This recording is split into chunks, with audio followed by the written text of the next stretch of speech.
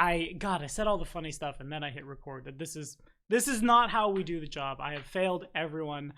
But the good news is it doesn't matter if I fail. It only matters if the Reclaimers fail because they're the players. And welcome back, my friends, to another episode of our run of Kingmaker. The four of you, the most inviting me to side games and inviting me to side games with the like. You were one of the first people who came to mind. I'm still not used to being picked first at dodgeball. So that's dope, and it's great, and thank you all for your support, your friendship, hanging out, keeping us pandemic-proof, and helping us have the coolest job on planet Earth. And if you're watching this, actually, we keep having new games spring up all the time. So if you'd want to get in on something like this, Patreon is the way to do it. I have a one-on-one bi-weekly game is about to start, Strange Eons, and I don't know if he can survive it on his own. So he needs your help. But we will. I don't need to do a last time for you guys. We all know what happened last time. The year of hell continued. We're trying our very best to get out of Kazon territory, but the Kazon have lived here for thousands of years, and they're just really mad. But I don't know if anybody wants to volunteer for that in-character reflection for that hero point today. I will volunteer to go last. All right. That seems appropriate. Yeah. Is Senya's going to be interactive regarding the text RP or? That's up to Senya. It can be. I mean, that was my understanding, is that we were gonna resolve it at the top of Okay. the Then session. So. I'll go first because I have one of those, Last time I felt sad because everything is burning. All done. Right, yeah. So I'm playing Artoris, and I'm an Inquisitor of Abadar, and also a 1 level of Gunslinger, and I struggled with how to write a reflection because we're all in this buddy system now, so normally my reflections are me being alone in my room, and I don't have that anymore, so Dear now, yeah, exactly. Last time I guess the most notable thing, honestly, the most exciting thing, other than almost being assassinated again in my temple, was the gun, and I wasn't sure. I guess I have to send out for black powder and books from Alkenstar and all sorts of things. So I've got my work cut out for me to make something of that, but I'm excited. So that's yeah. Last time I was sad, and now I'm looking forward to the future. Wow, what a big character change. I guess I'll go next. Well, he did get your hero point. Now you can go. Yeah. Eager beaver. No hero point for him. Sorry, dude. OP, please nerf. You don't get one. Everyone but you. Alright.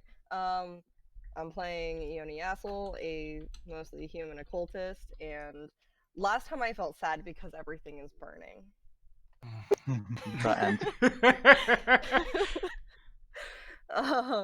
Every time you say mostly human occultist, now I hear Jim in the back of my head just growling a little. It's gone full circle. Yeah, so on a bit more serious note, yeah, still pretty over this whole Lich situation, ready to deal with that. Hoping that the next time we see him is the last, and spent the last week practicing my new skill of enchanting things and making things, so pretty excited to see where that takes us all. And that's what I've got. Okay, sounds good. Hero point is for you. And Senia. I am Senya, the Black Stags. I play a Geminate Invoker Barbarian. Yeah. Last session I was sad because everything is burning. That's the title of this episode. I think we're all kind of all over the Lich situation, I guess. Yeah, he's a thorn in all of our sides, and you gotta love a villain that's just so terrible that it just really grinds your gears and you're over it. That's I think that's how we are. The town is in is a pile of rubble. Everything's burning. We're all sad, and I just want to once and for all kill him and be done with him. It's kind of like a never-ending kind of slog at this point. Okay, fair enough. Yeah, welcome to Lichdom. But take that hero point. I guess before Kato's is probably going to go right into session. I have to imagine. So Senia would like to move enchantments around. And as I told these people, I gave them very good enchantments. And then everyone was like, no, we'll get rid of these. I actually want a gun now. Sorry about it. We've changed our plans. Everything is different. Next week, I'll want to play this thing. I'm new to the system, and it's all shiny, and he's a kid at Christmas, this one. Pretty much. It's endearing. I remember those days. But Senia would like to move the Furious Enchantment from...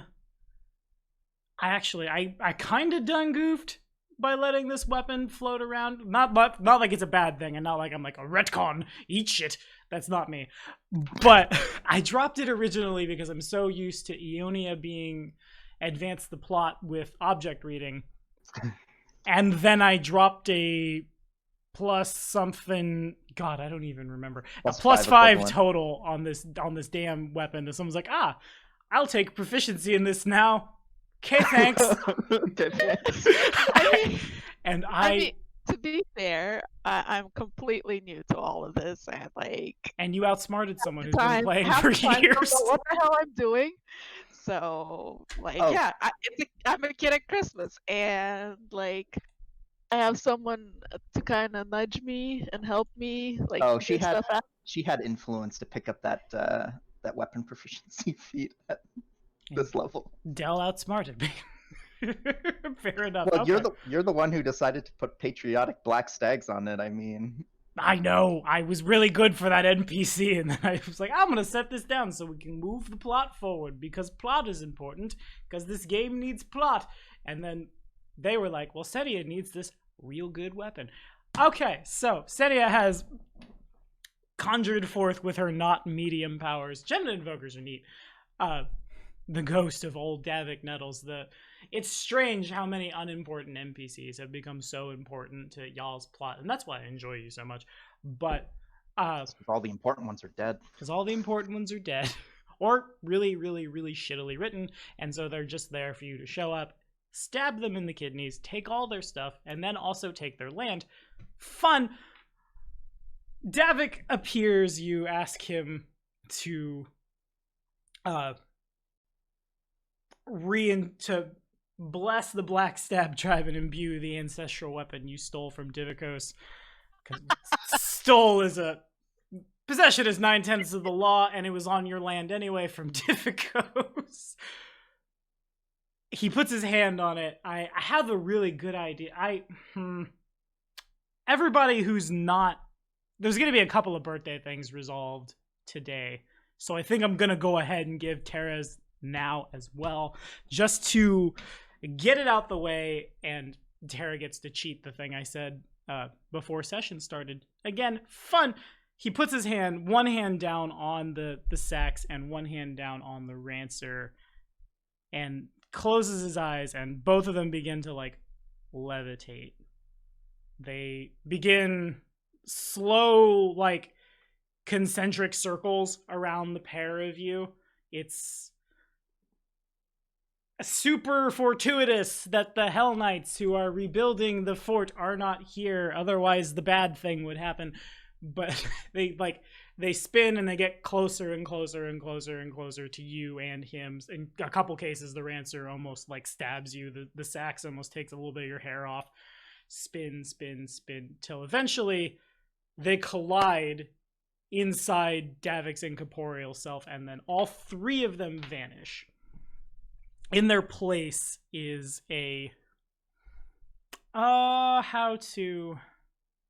still don't quite have the imagery down for this, but yeah, in their place, it's black onyx sitting in the center of the ground. If someone took the antlers from a deer and then merged them together at the base and then shrunk them down that's what you're looking at.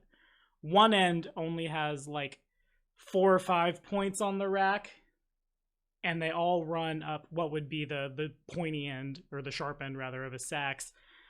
The other one is a little more like, I won't say deformed, but very clearly like trident shaped. You pick this thing up, wait for a second. Tommy checks the SRD. Because I need to see what the action economy on this enchantment is, because I never use it. But it makes a lot of sense for you right now. And also we're, I guess to address the siege owlbear in the room, we are unfortunately down 1 barbarian. We've gone for, well, now Rocket Tag comes from the Inquisitor, who attacks 27 times in a full round action and kills everyone in the world. But then they come back in 10 days, so what's it matter? Just stick them in a room with the death mist. Yeah, that's all we do.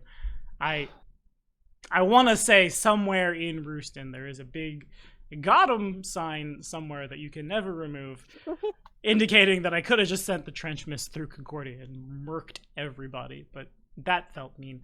Alrighty, so then what's the action economy to do this? Is it I'm gonna call it a standard because I'm not sure, and it technically doesn't function for putting a one-handed exotic and two-handed martial weapon together, but you pick it up and you concentrate. There's probably a couple of spirits in your retinue whomst make a lot of sense for the sax, but your mind goes to, I will say, them, and the one end of the merged rack just kind of springs out in your hand. Indeed, still like that pitch black onyx color, the sax, for everything that it was, everything that it used to be. Then you feel like in the back of your head, Davik kind of like pressing onto the back of your brain, and his like presence, almost like what it felt like when the haunt at the I guess I'll remove that from the board, from where all those trolls were killed, that same kind of feeling. And then from the other side springs forth your Rancer, still that like big dark black color that the whole thing is, and the sax blade like goes away. Then another couple seconds pass, and then it just back down into just this little ornament. And I will make a quick mechanical thing in here for this. To the loot! Basically, what I'm giving you for your birthday is the not quite the transformative enchantment, but as a... Consider it the transformative enchantment. It takes a standard action to activate, and words are hard. Each end of the blade, quote unquote, like a double weapon, is enchanted separately. So on the one hand, you have the... With the exception of the fact that the Furious goes over both ways. Let's do that. Yeah. So one hand is the Rancer, whatever it was. The other hand is the sax. But Furious goes running up and down both of them. And Davik is gone. And I'm going to type that up really quickly as we pass over to Kato. For Kato's a character reflection for Kato's hero point. So, all right. So everyone else is done? Cool. Yeah. All right. Settle. Rather give that medals. All right, settle in.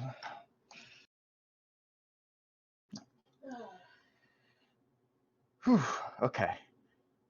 The town of Rooston goes quiet as evening sets upon it. The supplies that had been delivered by the Hell Knights were distributed, and repairs had begun in earnest, but it would take many days yet to repair the damage that had been wrought upon Concordia. And yet, amongst all the threats and turmoil that seemed to be descending upon them, another issue was at the forefront of Cato's mind. Something insidious, and at the very heart of their own kingdom. Kalira was never one to mince words with Cato, and to a degree, he had grown to appreciate her candor. But this had generally been limited to council meetings or other private conversations. Lately, however, her outbursts had become more frequent and more public. She had begun making a habit of questioning the king and the other members of the council while in earshot of onlookers, and her distrustful, borderline hostile attitude towards potential allies was was beginning to grow very old, especially at a time when Concordia needed allies more than ever. Cato let out a long sigh. We owe Calera much, he thinks to himself, and without her ferocity, her brute force, we may not have gotten to where we are today. But the Concordia of today needs a different kind of leadership now, one of nuance and diplomacy, and we can't afford to have our efforts undermined by one of our own. Something had to be done, and it had to be done immediately. The council was set to meet in the morning, in the office of the Temple of Abadar. There, he would make one of the hardest decisions he was ever faced with making. He didn't know how she would react, though he assumed poorly. His hope was that the presence of the rest of the council would at least dissuade her from coming to blows with him. The next morning, as the council convenes, a palpable tension can be felt in the air. After a short silence, Cato shuts the door and turns to face the group, his eyes moving from one council member to the next, before finally stopping at Calera. Calera Ashling, over the past 2 years, your efforts have been instrumental in our efforts to explore the stolen lands as the Reclaimers, and crucial to establishing the nation of Concordia. For that, you have my gratitude and the gratitude of the entire council. However, as the kingdom grows and circumstances change, so too must we change to meet the needs of our people. It is time we start looking towards this future. And it is with the future of our kingdom in mind that I hereby deem you, Calera Ashling, unfit for the nobility that is placed upon you. Your place is no longer here with the ruling council. For your service to our cause, I will grant you the opportunity to maintain your honor and resign from your position quietly. You will be given a place of honor in our history as one of the founding members of Concordia, your name etched into the annals of this kingdom for generations to come. But your service has come to an end, and you are no longer welcome within these borders. You have until the end of the day to gather your personal effects and leave quietly. Failure to do so, and you will be removed, one way or another. Cato pauses, his eyes locked with hers, as his hand begins to instinctively hover near his sword hilt. I am playing Cato Sicarius, the human, mostly swashbuckler, but also a few other classes. And that is where my reflection will end. Alrighty, good enough. And cue the sad music. Jubilee shows up and illusions a violin as she sadly walks away and tries to hitchhike on a cart to get out of here as fast as she can. But indeed, Teebs, I don't know if you watch this, but thank you for all your hanging out and supporting characters and stuff. Perhaps one day our paths will cross again, but till then, y'all, I'm just realizing when I changed the OBS, Senia's token's like 3 inches off from everyone else, so I'm gonna fix that real quick. And great. The floor is y'all's as to what it is we want to do next, where we're going. Coolio. Well, So as Calera leaves the town, he then turns to the council. Kill her. No, I'm just kidding. Jesus. What's that? Y'all remember? Do you get that reference? I got nothing. It sounds like Lion King to me. Mm-hmm. Lion King. Nice. Simba. All right. Thank you. Good job, Ionia. Or Zeresh. Yeah. You got it. You don't even understand how I love Disney movies. Oh, okay. Fair enough. Kind of same TBH. All right. Where do we go from here? All right. So I guess we're chilling in the temple of Abadar. Right, because that has now become the seat of power. Temporarily, yes. While repairs are undergoing. And the Order of the Rack isn't necessarily day and night doing it, but their work is efficient. The Order of the Pyre. I get my Hell Knight orders fucked up all the time. Can we get that other one, please?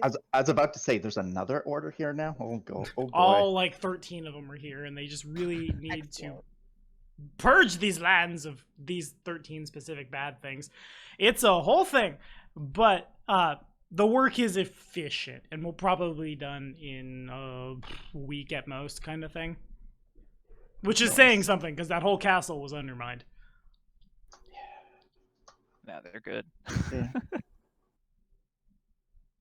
I do my best to stay away from them.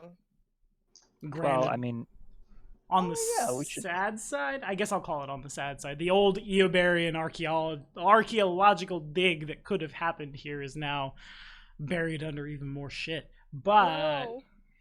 it's kind of like when you get rid of your Model T, but then get a Maserati. Pros and cons is what I'm saying. But Okay. anywho, Wait, there was an excavation site here? no, it was just like the Stag Lord's Fort was originally an old Eobarian tower, so like theoretically, if an archaeologist were to come here, they'd probably be like, oh shit, an old Eobarian ruin, and start like digging under it, kind of thing. And they would have undermined our castle. Yeah. That's well, actually what happened. The archaeologist in question just like, hey, wait a minute, I need this, and then runs off with some relic, the MacGuffin, and then off he goes. But all right. Well, we've had 2 weeks kind of think about what our next, what we need to do.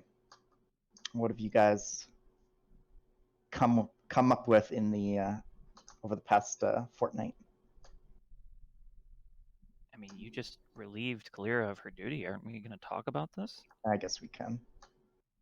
apparently not. Apparently, just It's like, okay, that's done. I certainly understand the desire, but is now the best time?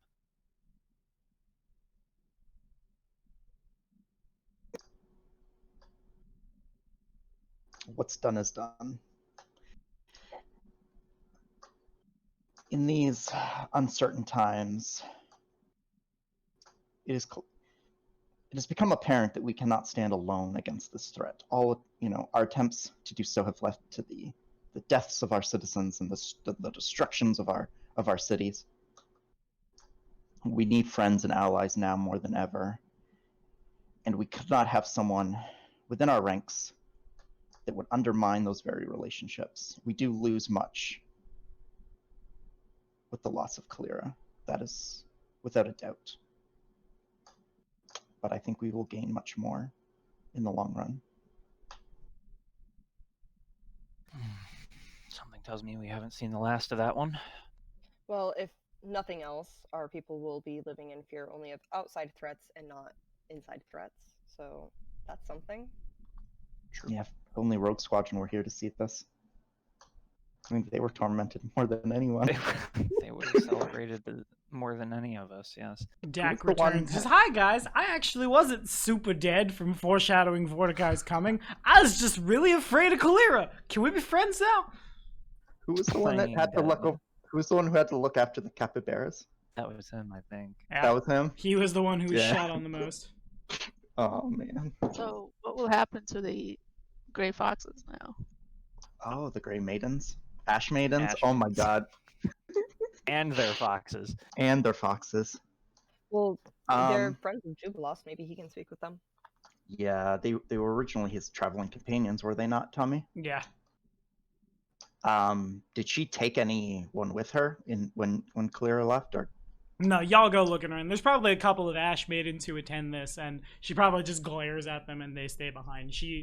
None of the folk under her, dare I say, care and attention leave with her. Care and attention. Care and yes. attention. I like that. All right.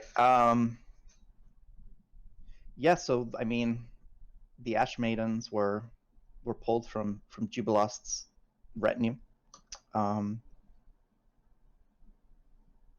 Maybe they can keep him alive now. Well, certainly if they have any of the same kind of skill that Jubilost has, I could use them in my ranks.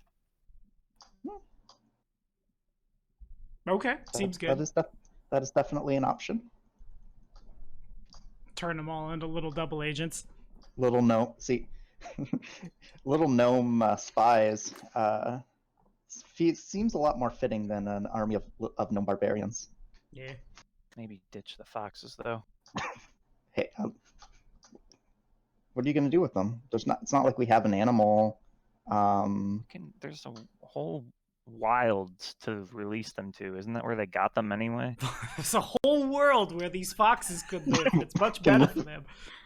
I Yeah, had they- thought about They are introducing gonna like a survive out here. Holdra or like some kind of Fey spirit that was super pissed at Clara for like, you took all these foxes. What's wrong with you? Roll initiative. Yeah, they That ship weren't will they never taken as sail. babies. Oh, Yeah, I it's would say rabies. at Babies, this right? point, they've been raised in captivity. I fear they wouldn't make it on their own. They haven't been taught how to hunt or fight or survive. I guess they've been taught to fight, I maybe guess to we'll their own create. detriment. I guess we'll create the Kalira Memorial Petting Zoo. Hi, Ugh. Teebs. We'll set it up in Abadar's Rest. It can be like a stop along the road for people to. Capybara. And Well, seeing as how fox. they're Harassing. effectively companions of the Ash Maidens, maybe they would like to choose what they do with them. I Regardless, guess. this is of no importance. I merely meant to imply that it would be wise not to take foxes on reconnaissance missions, as opposed to apparently taking them to battle, which was okay. So especially when they're on, you have one on your horse and you flee the battle in order to check on it. I forgot. I legit thought she was just turning on you guys. Nope, I'm out. That's too spooky. out. 5 me. Voop. I feel like there's well, yeah. There's more we can say on that, but this is not the Bash Kalira session. Let's not turn it into that. Well, we still have no leads. I had an idea. Okay, so I wanted. No one else has any. I have a harebrained. So over the past 2 weeks, I've You thought have a of. hairbrain. I have a harebrained lead or a harebrained idea, but I don't know if it'll actually. I mean, all my everything I've ever thought was a lead ended up being a dead end, and this could very well be another dead end. But since we have no other real ideas, is the chief around, Mr. Sitscale? Yeah, probably all the important NPCs are present right now. Chief Sitscale. Hmm? The tunnels beneath the Sitscale estates, the dwarven ruins, I guess. Nods. How far did you explore these tunnels, you and your people, before the events of what's going on right now? You hit the events and he gets a little uncomfortable as he remembers it, and mostly just down, but quite a ways. If I had to hazard a guess, you could probably go down those things all the way to, well, the deepest reaches of the Darklands. This is where the dwarves came from originally, yes? Probably goes both ways. Honestly, we became so busy, shall we say, mining out the place that we didn't go as far down or laterally as we could have, but, well, you can probably assume we've got, between that, making tunnels to the old Sycamore, probably like a hex in every direction around it, give or take. As he points to a map which has obvious hexes on it, so he's not weirdly breaking the fourth wall. So my thoughts are, and like I said, just a harebrained idea, but out of character here. The soot scales vanished. Then they reappeared as undead kobolds crawling from out of the mines. I'm just wondering if, wouldn't it be super convenient if we followed the tunnels down far enough and we stumbled upon a mausoleum at some point. We're going into the Underdark.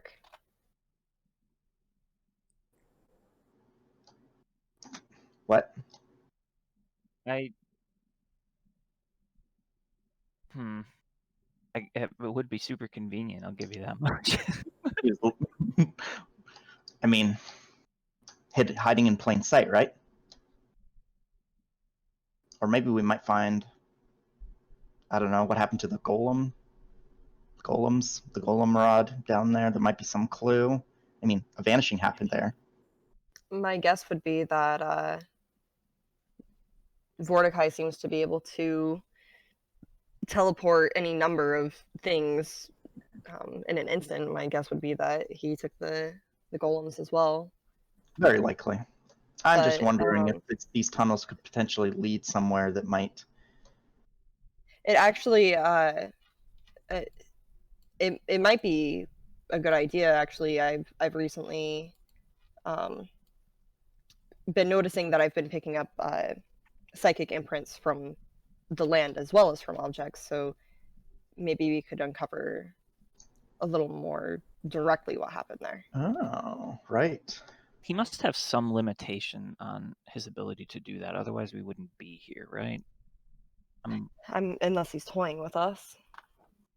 Which is possible, but why go with why go through with the theater of all of this if he had the ability to just make us vanish? I imagine when you live as long as he has, you get very bored. It's possible. I mean, I don't think he takes us seriously the way he kamikaze 1v5s us every single time he might shows up. Actually, spellcraft checks seem important regarding what was just said.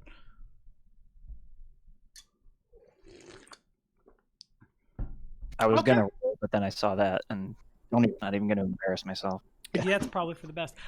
Dawns on Ionia, as you say that, oh, maybe he's toying with us. No, actually, he's obviously really powerful, but you've seen him on several occasions, and if he had the power to just like, oops, I'm gonna take everybody, probably would have done it again. There's no reason to not.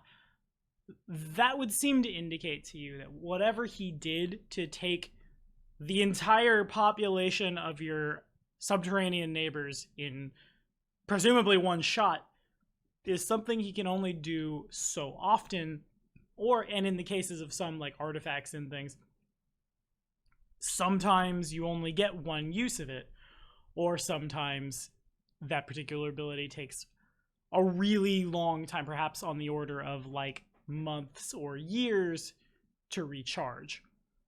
So it's probably more like, yeah, if I can wipe these guys off the face of the earth, sure, we'll do it. Otherwise, I'm just going to toy with them, keep them from building up, and constantly harass them until I can snap my fingers and do it again. So there's another clock that we're on, is what you're saying. That would be a very logical conclusion that Ionia could jump to pretty quick. If he's not able to just pour people in and out on his whimsy, that means that the tunnels from under the castle would have to lead somewhere, unless they close them off on their way, which is possible.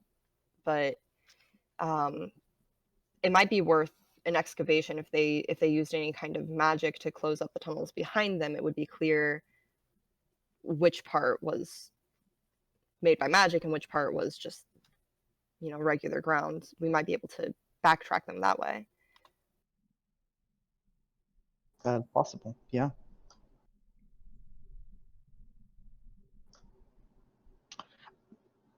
I mean, at this point, we don't have much else to go on, so even long shots, I think, are possibly worth considering. But what I think we might want to do, I just had an idea, just had a thought. Jubilas has proven himself pretty handy when it comes to scouting and exploration on our behalf. And we have these Ash Maidens as well that are, at least, have undergone some training in the field. I still think we should have eyes out looking for the Hell Knight Wizard that went missing, that might also have stumbled across something, or a clue as to maybe like what happened. Maybe we could send Juby and the Ash Maidens out to just kind of where he vanished. Yeah, and just to explore the surrounding areas and just kind of see if they can find anything while we're chasing. Did we get a sense of like where the wizard went? from the Hell. We only have a direction, right? He went from the Hell Knight's fort in what direction was it, Artoris? He was like toward the Uruxi village, like that area, as I recall. But it might have been, like, it could be there, or it could be like all the way west to the, like, past the Tiger Lord stronghold, but just in that general direction. Maybe Dazia would have men to send on this mission as well if it's to an area Well, that she's not familiar with. I thought that like all the sense that we've gotten from like the direction that like this is coming from is like southeast. That was my understanding as well. I thought it was yeah. south. Most of it is like wizard leaves going this direction, ravens go this direction. You know from somewhere in the like this mountain range is important. So the Sorry, king. which mountain range was that? The Tor's 11s. Gotcha. Yeah, because that's where they had been seeing the more undead birds coming from that direction, right? The Hell Knights had been. Yeah. So I almost think So- we should send the scouting party. How do I do that line? How do I do that pointer thing you just did? Ruler tool is the kind of looks like a capital G. I feel like we need to do exploring like in this area here. Problem is that exploring takes so much time, and Well, that's why I think Mordecai takes so little time to come back. yeah. I think we should send the Grey Maidens and maybe even Jubilust to scout in this direction through the Kame lands and into the tours of 11. Yes, that way. Okay, yeah, thanks, Zeresh. Saw it. Okay. Yeah, I don't think we're gonna find him out in the normal marshes. I don't know. It's just I think my understanding is when Tommy said that he went to the southwest, like in this direction, it was more like to explore this like area here below the rivers and that we haven't explored yet. All of this open Maybe- held area. Maybe what we should do is send Jubilost and the Ash Maidens somewhere kind of in this direction to explore while we go a little closer to the mountains and explore. That is an option as well. Did we want to try to do your area reading on the? So your area reading though is time based, right? When you Let me link it. and it was based on like days, even out just hours and days. And the disappearance. Yeah, happened I like a don't think very I long can time see ago. back that far, so it might not be. It might have been too long at this point. So at level 13, you'll be able to look back a week. Yeah, so we're not quite there yet. Wow, when you turn level 19, you can actually look back a whole century. Well, I would like to, if we're going out to explore, I would like to have some assurances that the people here will be safe. I suppose we dealt with the trench mist, which is important. And we put Vorticai on cooldown. Well, we've been crafting for a few days though. Yeah. Oh, speaking of that, I wanted to retouch on poop. that really quick. If it wasn't done in the loot, it still seems really important given how the things went down. You can refund the day and the gold for enchanting Kalira's Greatsword. Or Birthbreaker, rather. Yeah. I think Kalira had paid for the enchantment, so the refund would have gone back to her anyway. Okay, fair. Well, you can refund the day. Like, if there's something else you would rather enchant. Yeah, I think we accounted for that, right? Do we remember what all maybe we should just do like a quick recount of what we got done. Just +1 to the bludgeoning for Senya, +1 on mine. +1 on mine, plus guided, so that's 5 days.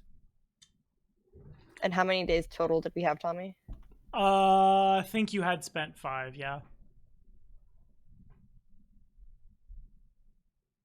So then, yeah, I think we're even then. So yeah, I would have, after last time where he showed up the very next day. I'm obviously growing more and more concerned with the amount of time that's passed. I suppose the Hell Knights are here, and I also think that there's perhaps something to be gleaned from the fact that instead of unleashing the trench mist on our people, he instead chose to try and do it to me directly. So it's quite possible that if we were to leave the town, he would still pursue us specifically. Mostly just you, I think. Well, Seems to want you more than anyone for some reason. I don't know why. can't imagine what I ever did. He Big was really. fist. He must have been really close to that bird. I It mean, must you have been killed. his favorite bird. I didn't. Oh yeah, kill- It's That's his true, I like did. John Wick moment. yeah. I killed the bird, so you just insulted his pride. Which I guess is the most important. It's the only way you can really. So yeah, like you can hurt him, but he'll just come back. But the wound that you inflicted, internally, that won't heal quite so Most easily. lasting, yeah. So yeah, I would say that that's one possibility. I'm not sure that feel comfortable staking our citizens' lives on that bet, but at the same time, I don't know that we have an alternative. Just to jump back to the loot and crafting thing again. So okay, so you for those 5 days you did those things. I had posted in the loot as well that I was looking to like sell off some gear and then have some new gear like bought / enchanted. I'm gonna wait until, since we didn't have time to do any of that stuff within the 5 days, since these other things were more important, getting like the enchantment on Senya's weapon and getting Artoris' guided and on his gun and all that fun stuff. I'm gonna have all of this stuff in queue, like to do when we get the next Mordecai respawn. the next little bit of downtime. So for the time being, consider what I posted just as like what I want to do, but haven't actually gone ahead and done it. Otherwise, I'd basically be running around naked at this point if I went and sold all my gear and didn't have to It's get a it cornerstone replaced. of FOP style. One must be completely buck naked. On that note, though, I would like to place an order for Agile Mithril Breastplate. Okay. Sounds good. That can probably be banged out in a day or so. Banged out. That poor. Oh, and the blacksmith shop is sad. Well, he has his Yeah. forge. It's a very open air establishment now. We'll say that. Actually, no. What the hell am I saying? The Hell Knights would definitely. That's like the first thing we're gonna touch up in case we need, like, dare I say, to spot weld part of the construction, or the medieval equivalent. So yeah, no. Forge is up and running and could be done. Bork. Cool. There is one thing I would actually like to purchase, though, since Ionia cannot craft these, as we learned that apparently rings don't count as wondrous items. They're their own They damn do not. thing. I would like to buy a ring of, what is it, Ring of Protection? Okay. The deflection one? Yep. Ring of Protection +1? Yeah. +1 For- should be easy enough to find laying around. Yeah, I thought I'd just let Oleg know if he could source one of those for me and hand him a cool Okay. 2,000 gold for Yeah. his trouble. Easy enough. Can be done. Actually, on that note, that's not the worst time to introduce it. As y'all are bopping around, re-upping the inventory, really being the most lawful neutral of parties I've ever seen in my life, approaching the now fixed up gate to Concordia itself, there is what seems to be just a humble merchant caravan. And Oleg's in the Boar's Head is like, it's established pretty close to the front door. So y'all would be able to see it pretty easily if you head that direction. They're not quiet. Lots of like big reds and golds and greens on flags hanging from banners on top of like the canvas on top of the wagon. There's probably like somebody sitting on either like the front of the wagon not driving or within, just like randomly trilling nonsense songs, or not even nonsense songs, just random like 16th note arpeggios and done on a flute somewhere. They seem to be very jovial and happy, and they approach the town. Ah, what a humble looking merchant caravan. They eventually they make their way in, and like there's probably about half a dozen of them of various shapes and sizes. The leader is this kind of like scrawny, tannish skinned human male with a very like too pointy goatee and this really weird hat that covers like half of it. Like it's a little too small for him, almost like a not quite a full pull over your ears beanie and not quite like one of the ones that sits on the back of your head. That kind of shtick all together, and y'all are now important enough to be recognized, and they turn, oh, that's the king of these lands, oh, and they all, like, the music stops, and all, like, half dozen of them come up, and they all give, like, one big unanimous formal bow. Cato will return a similar gesture and ask, greetings. What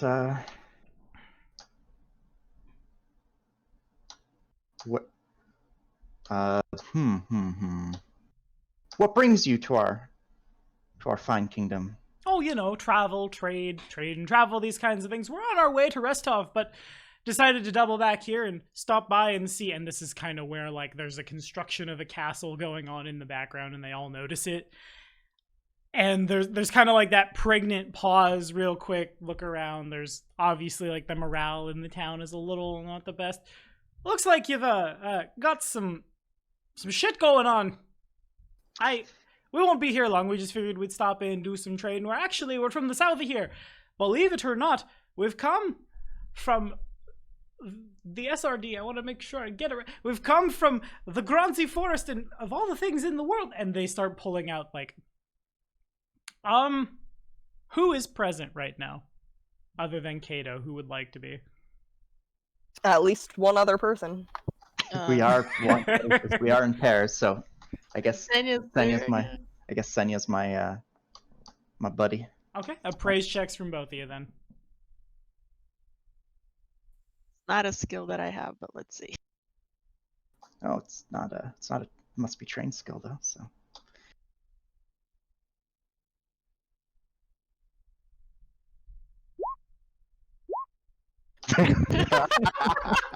Senia, what even is this? What are these things that they're bringing? What? She is a country bumpkin. She is. Cato, it's a little harder as they start pulling out, like, banners and scabbards and, like, tabards that would go over armor and things like that all seem to be legit in your eyes, indeed all bearing the sigildry of Coral the Conqueror himself. We happen to come upon a bit of a cache in the Granzi Forest. We're hoping we can sell some of these back up in Brevoy somewhere. But if any of you would like to take a look through first, well, you know, be only sporting. We heard something about how they wanted you all dead, or you were, doing some kind of weird dark ritual to overtake all of Brevoy. The word gets crazier and crazier the farther you get from these lands. Yes, well, that's why you should never put a lot of stock in rumors. Oh, of course. I heard, actually, However, this whole place was watched over by some strange kind of otherworldly, outsidey being. Something like a crossbow in his arms, a gun in his eyes, literally just fires little musket balls out of his eyeballs. It's this whole thing. That is strangely accurate. Oh? And they all kind of, like, perk up all at once. His looks could kill. One might say his gaze is a little on the stern side. But... And they continue just, like, pulling stuff out, out and out. If you'd like to peruse any of the wares, you certainly can. We've got a lot of other fine trinkets, and this would be where, like, a great place for the Ring of Protection to be, because certainly they would have it. Very cool. Let me take a quick look here.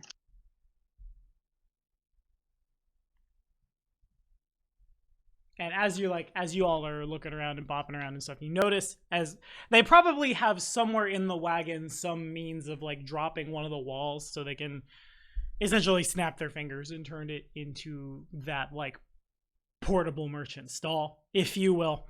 And they boop, and they do so. And all of this, a lot of it is very just big Coral the Conqueror vibes, bits of, like, weapons from that time period, general, like, clothes that were in fashion, and other kind of things that you can just loosely tie into his heritage. But the piece de resistance is a knowledge nature check. Knowledge nature.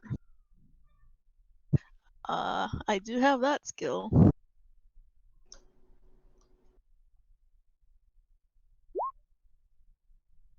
The piece de resistance sitting in the back, a little too far for anybody to like access it, and probably behind the equivalent of like a glass case. It's about the size of like Bakken. This brilliant. At first, you look over it and like, is this a ruby? Is this a very expensive crimson rock? And then sending it hits you like a ton of bricks. In fact, that is a red dragon egg. My, where did you find a dragon egg? Like I said, we were And at the Grunzy Forest, and you know, Coral the Conqueror had all those dragons, and we found that egg laying there, and it didn't have its mother, so we didn't want it to cook. That's a incubator, if you will. Keeps it nice and warm, nice and toasty, without, well, they're kind of warm naturally, which you would know, that tracks. I don't want to set me whole wagon on fire, but maybe to the right buyer, you got a nice little friend and companion, as long as we're out of the way before it hatches and it starts burning everything down in sight. Or maybe you've got a really expensive omelet. Hey, choice is yours, my friend. Dragon egg omelet. Probably give you the worst heartburn, though. It's a red dragon egg, though, right? Mm-hmm.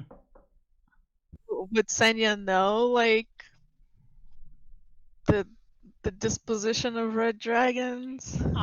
Yeah, you would. They are, classically speaking, of all, like, dragons at large have all that urge to, like, hoard things and to terrorize folks, and they are the strongest and they deserve all of the things, so they will take all the things, so on and so forth. But red dragons are the worst of it. Like, out the gate, this thing will have, it may not necessarily understand them, but just like violent destructive impulses from jump. And red dragons can eat anything that's not poisonous. Their insides are so warm that by this, like, you go bite a deer and yum yum yum and get the nourishment in the same way that you could just chew on a rock. It's going to turn into the same thing inside of it.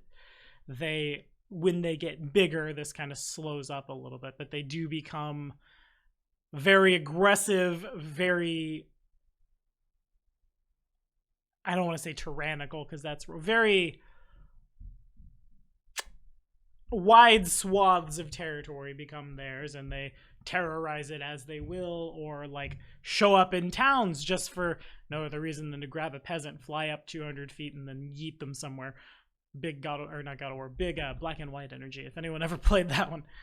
I did. I thought you would. You and I have been on the same wavelength on like everything. But yeah, no, they're generally not the nicest. No. Yeah, so like D&D dragons, basically. Yeah, exactly. Pathfinder has nothing to do with D&D. No, not at all. Is it? Not even no relation whatsoever. None. All of Right. ISO didn't work for WotC before they put out 4th edition, and they were like, no, this is dumb. Let's do 3.5 some more. And it seems to have worked out very well. Certainly has for me. So, But it's this authentic. Kato scratches his chin as he is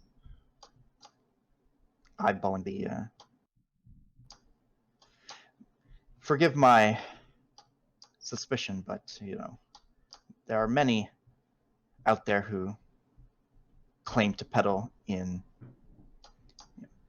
rare eggs and specimens and snake oil salesmen, if you will. Can you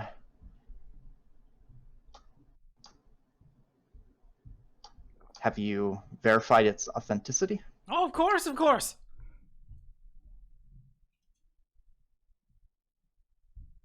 Would it detect magic ping anything off of something like this? If it was real? I have to assume. How long before I would notice this spectacle? Up to you. I mean, we would probably all be within like eyesight of each other, like roughly speaking, right? And I definitely would. I feel like it's within reason that I would notice this. Yeah, Unless this is probably a good time for like, if anyone who wants to show up, they can show up. That kind of thing. Considering the buddy system, I think that means we're both coming up then. Oh wait, Ione is alone. Great. Got him. You hear a ping on the back, or you feel a ping on the back of your head. Okay, so yeah, so you just asked the question whether it's authentic. Yeah, not just some fancy rock that they're trying to pass off as some Said rare egg.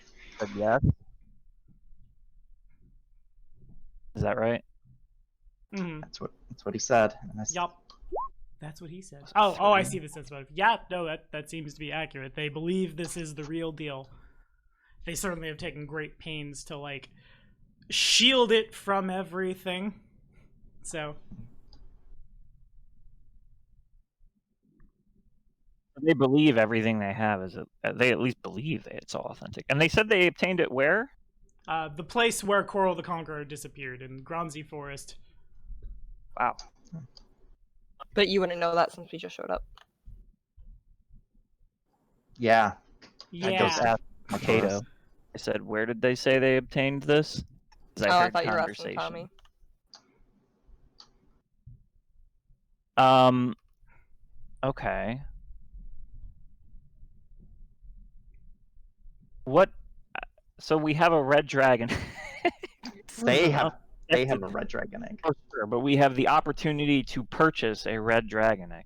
Is that what I'm understanding? Is that the situation that I've just walked into? Pretty much.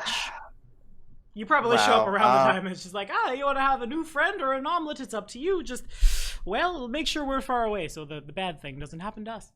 Thumbs up. Yeah, we've had one run-in with a dragon already, and it was. That was a green dragon, and forgive me for saying so, but if this thing hatches, good luck trying to tame it. Red dragons are notoriously the worst possible dragon you could possibly imagine. I mean, Coral the Conqueror tamed an army of them. That's how he took over Brevoy. Fun fact, I'm going to say this mechanically, but Senia knows how to parse it non-mechanically. A green dragon, Zarm was a juvenile green dragon, CR9. When a red dragon hatches at Wormling, which is a couple of steps, it's not very far from juvenile, it's already a CR7. So by the time this thing is as old as that thing was, it will be considerably more powerful just by its own genetics. Though at the same time, we don't want this egg falling into the hands of someone else either. I wonder if Sutsuke would be interested in this. Probably. Oh, I'm sure you would. I'm sure you would, yeah. So what is the asking price for this? For this? Oh, it must be... You know, we hadn't really... Make a will save, everybody. I hadn't really thought about it. It's worth quite a bit. Certainly, it could conquer whole kingdoms. They say you want to go back to Brevoy and burn it to the ground. This would be very helpful. As this is going on, the merchants don't seem to notice. But Jubilost does turn the corner. Like, Jubilost and Bakken both. Little Pearl of Ash goes flying up, and no one really pays attention to him either, as small as he is, to like land in a tree somewhere out of sight. And y'all, with the exception of Arcturus, somehow is the only one who... I'm a 3 and a 2 today. That's my day. Welcome to Pathfinder. Is the only one who's just, yeah, nope, nothing's changed. Everyone else sees this like quasi-blue drop over top of the egg as both Bakken and Jubilost disappear, make their way forward, and then the egg and its glass case moves. As far as Arcturus is concerned, nothing has changed, but for everyone else, it's very clear that an illusion of the like actual egg has been put over top where the dragon egg used to be, and You assume, because neither Bakken nor Jubilos is very strong, and the egg is about as big as they are, so they're probably like awkwardly team lifting it like it's a couch, and just trying to like get away with it. And only Artoris misses that. Be a good thing I did if you Okay. guys are about to let it happen, because I would have that would have been a problem. If Stop in the name of the law. That's me. I'm the law. I'll play ball. You're right. This would be very helpful in raising our enemies. What's your price?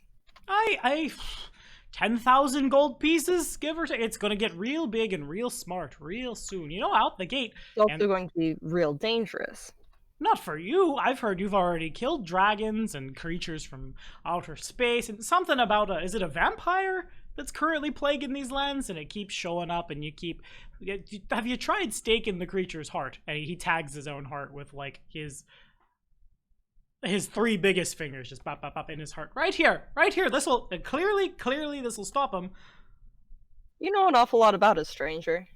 The rumors go super far. We heard something about how the general of these lands was an avatar of the Horsemen of War herself. We've heard something about how you had an entire army of mastodons.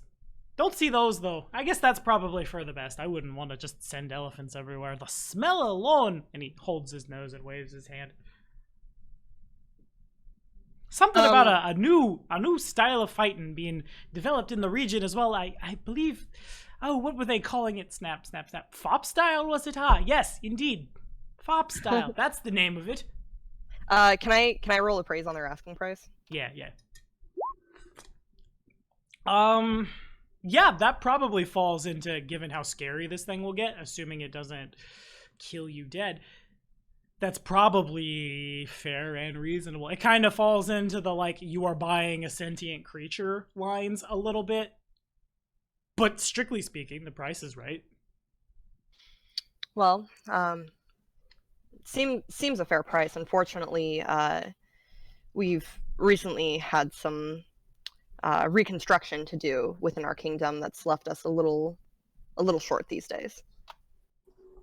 Oh, I see. How unfortunate. However, do you take payment plans? Well, we're not planning on being in the region long, unfortunately. And as you can imagine, all we got to do is go to Restov, and there'll be plenty of buyers for. And then he moves back and he tags the glass. I guess I should probably. He is entitled to a will save.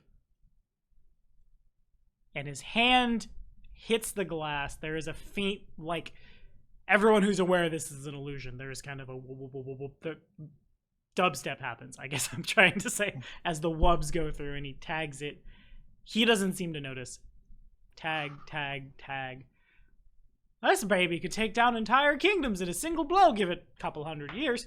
Oh, might outlive all of you. Oh, that's the thing. Well, you know, in even like 20 years, it'd be big enough to do quite a bit of damage, and probably smart enough to lead your armies into glorious conquest, assuming you're okay with that glorious conquest being not the friendliest, is what I'm saying. Well, But again, it's a fair price. Unfortunately, right now I'm gonna. Sorry, continue. No, go ahead. I was gonna say, can I? I was gonna say, I'm going to try to convince. We're just basically trying to stall for time right now, right? That's basically what we're doing. I'm not. I'm listening to. Oh, you're listening intently. Artoris is a dragon egg. Holy shit. As you Just probably listening to this pitch. Yeah, you all seem very worldly and very knowledgeable of events and of history. So I'm sure you are aware that that Brevoy has a colored history when it comes to creatures such as this. Many still have not forgiven the the dragon armies that laid waste to the citizens of both Rossland and Issia during the invasion of Corel the Conqueror. So while you might be able to ask this a 10,000 gold asking price, I think the market for such an item in this area probably wouldn't command such a price. So What would you say to 1,000 gold? Diplomacy. Diplomacy, and then a will save from everybody else again. Or I guess I should probably just say a will save from Arcturus. I'll just patiently wait for Esker to roll that second less than, or third less than 5. Hey, that's a little better. Oh, wait, that's an illusion. Oh, shit. Wait, no. As y'all watch, the merchants don't see it. Probably all of you see this if you're aware that, like, the jig is up. There is a quick, like, rustle behind some bushes, and no one notices it, but the dragon egg now, like, is moving its way back and is sat down where the illusion is. And Arcturus, this is where you see the illusion kind of divide by 0 on itself, and then everybody notices the illusion end. There's probably a little tiny laugh somewhere from a tree behind you as Perlavash just continues to eat this up and then flies off to go find his master.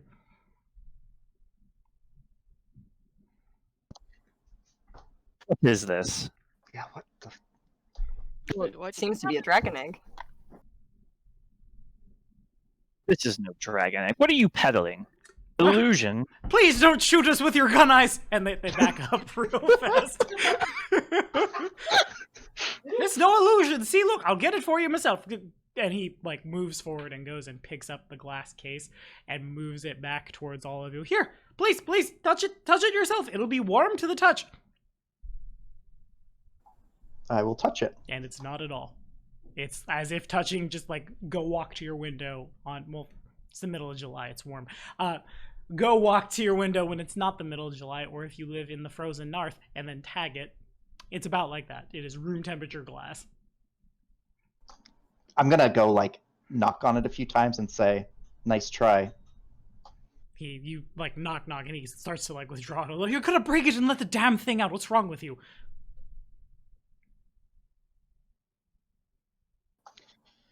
With all due respect, this type of trickery is not appreciated here. I'd say good day to you. And there is kind of like a general feeling of indignation. Fine, good day to you as well. Sense motive. From all of us? Yeah. I mostly ask from Arcturus because I'm assuming Arcturus will blow everyone out of the water, but I mean almost not. What's that, like a 2 from you? An 8. Okay, fair. Versus Ionia's 18. It's pretty obvious that, like, he should be able to feel. He is also holding the glass case. It should be, like, burning his arms as if he sat like a coffee...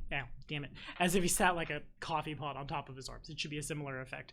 But nothing is happening, and he's probably just too flustered by what just happened to catch any of it. And he moves back, sets the thing back, looks at the two... What's pulling this damn wagon? Probably just a couple of mules. Looks at him, snaps his fingers twice. They begrudgingly get up from the seated position that they've taken.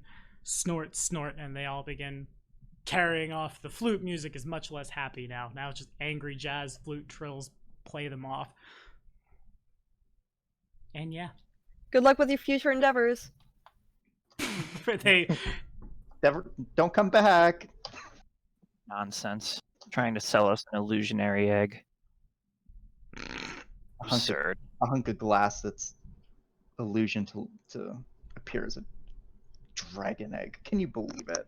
Like they'd found a real dragon egg out there. I'm just gonna walk off and go find Bakken and Jubilost. Okay, so I don't need to have Bakken show up. She's like, come here right now. I'll go with Sonya. Well, Right. I'm Senya's. Well, then we all have to because Senya's my buddy. I like how the buddy system was split based on who is living with whom. That was well done. Yeah, I mean, Kato and Arcturus can hang out. I guess, but I saw the illusion too, or I saw what was happening, so I also. Why can't we all go? I'm confused. Because you What are don't we get to. discussing You right stay now? behind. You stay behind in what case the lich shows up. Yeah. What if I want to throw a trench miss at you? Go sit by yourself and think about what I could send at you. In an enclosed space with no windows. As I start, yeah, I won't make that mistake twice. All I right, won't forget let's all. it. No windows. As I So, start, so once the carriage is like out of sight and out of earshot, yeah, let's go figure out what the hell Jubilos just did. there's a gift for this, and I need to. Mithril chain coat. Got it. I see. I really hope this GIF exists. I really want to find it because it's important. As you make your way into Bakken and Jubilos are both in Bakken's shop. They have the egg sitting in a, I don't know my science terms as well as I could, but sitting like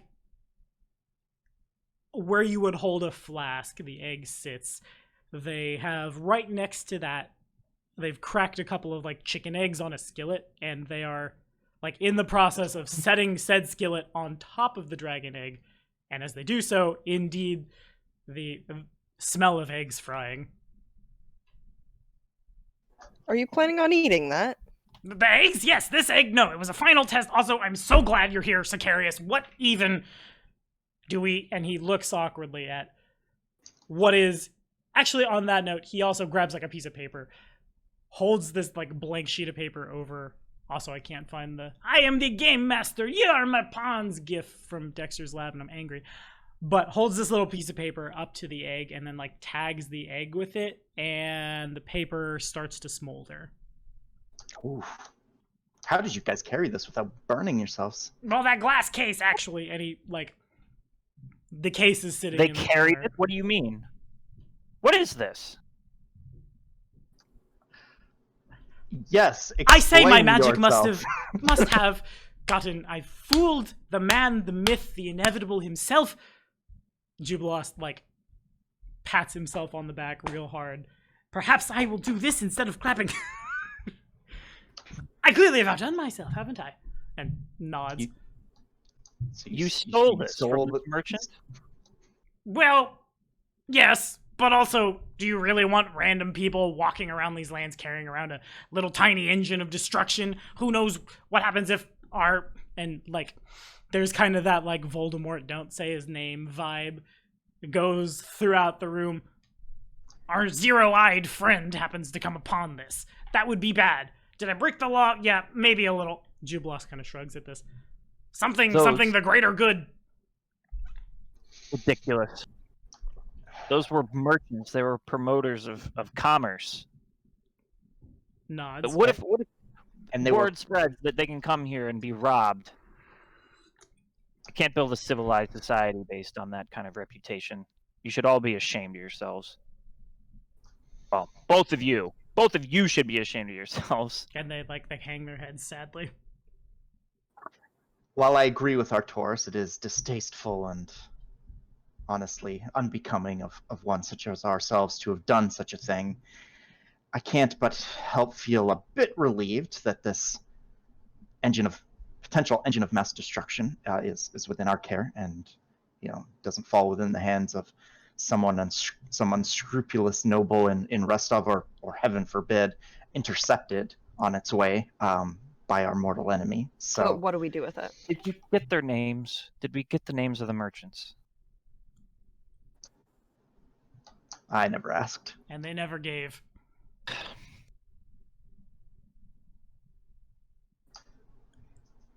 Ionia I brings wonder up what- a fine point, though. What are we going to do with? And they Bakken goes to tap the egg, and then before the first tap hits, he thinks better of it. Certainly, we I could see it. heat the kingdom for a little while, but frankly, if it's putting off this much heat, I think the amount of time before we've got a new friend is minimal. Wow. And I don't think that's a new friend we want. While it could be a powerful ally if we had the time and the means to train it, we don't exactly have the time and the means to train it. No, let's not get hasty.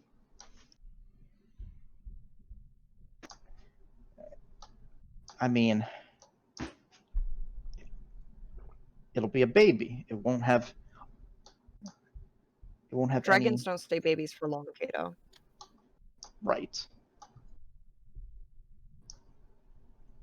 But this It's wouldn't a be the baby first that could- time. That could kill 10 citizens if it sneezes. Sure. She's not wrong. But if we could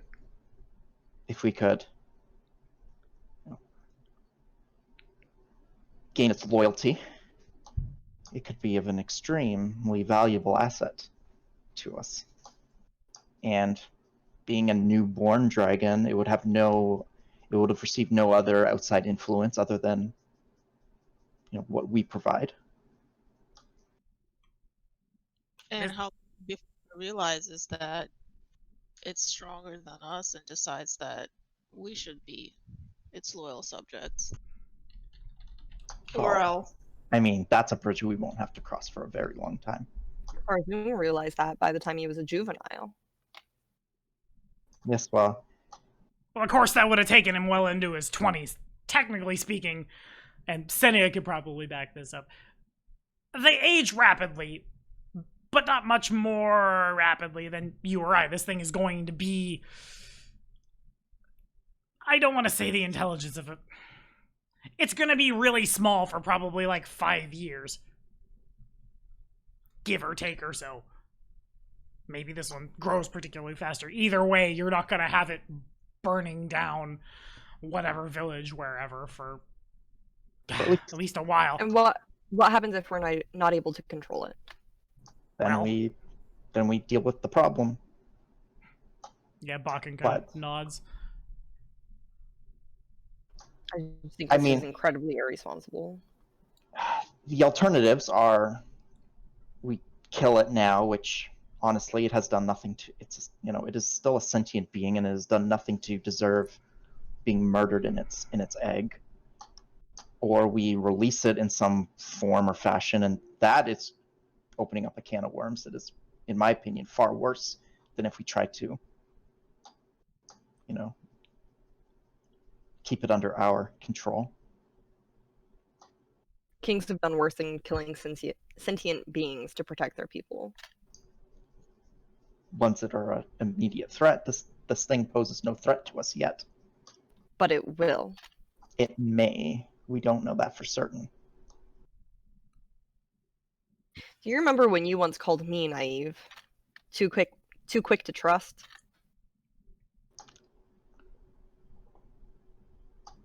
I don't trust or mistrust it. It isn't even born yet.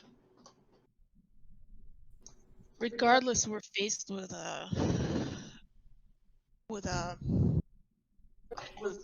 choice of either a matter of time before it turns on us, or if it were to fall into the wrong hands, it will be turned against us. Kings have commanded dragons in the past. I see no reason we couldn't do the same.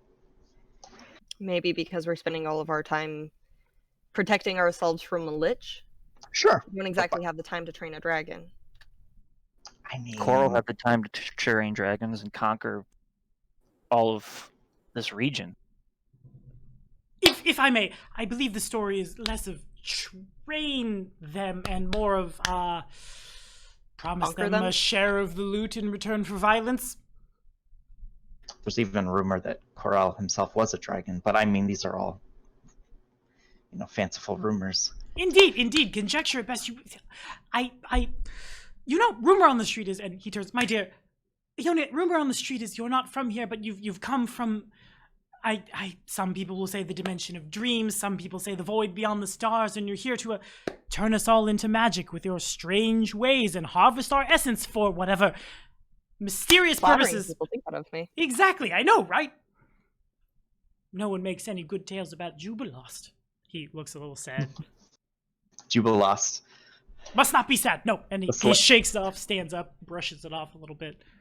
Jubilost, the slayer of ogres and cyclopses. And nothing else at all. Basically, everything slays me. But you're so brave. You are rushing headlong into danger without a fear.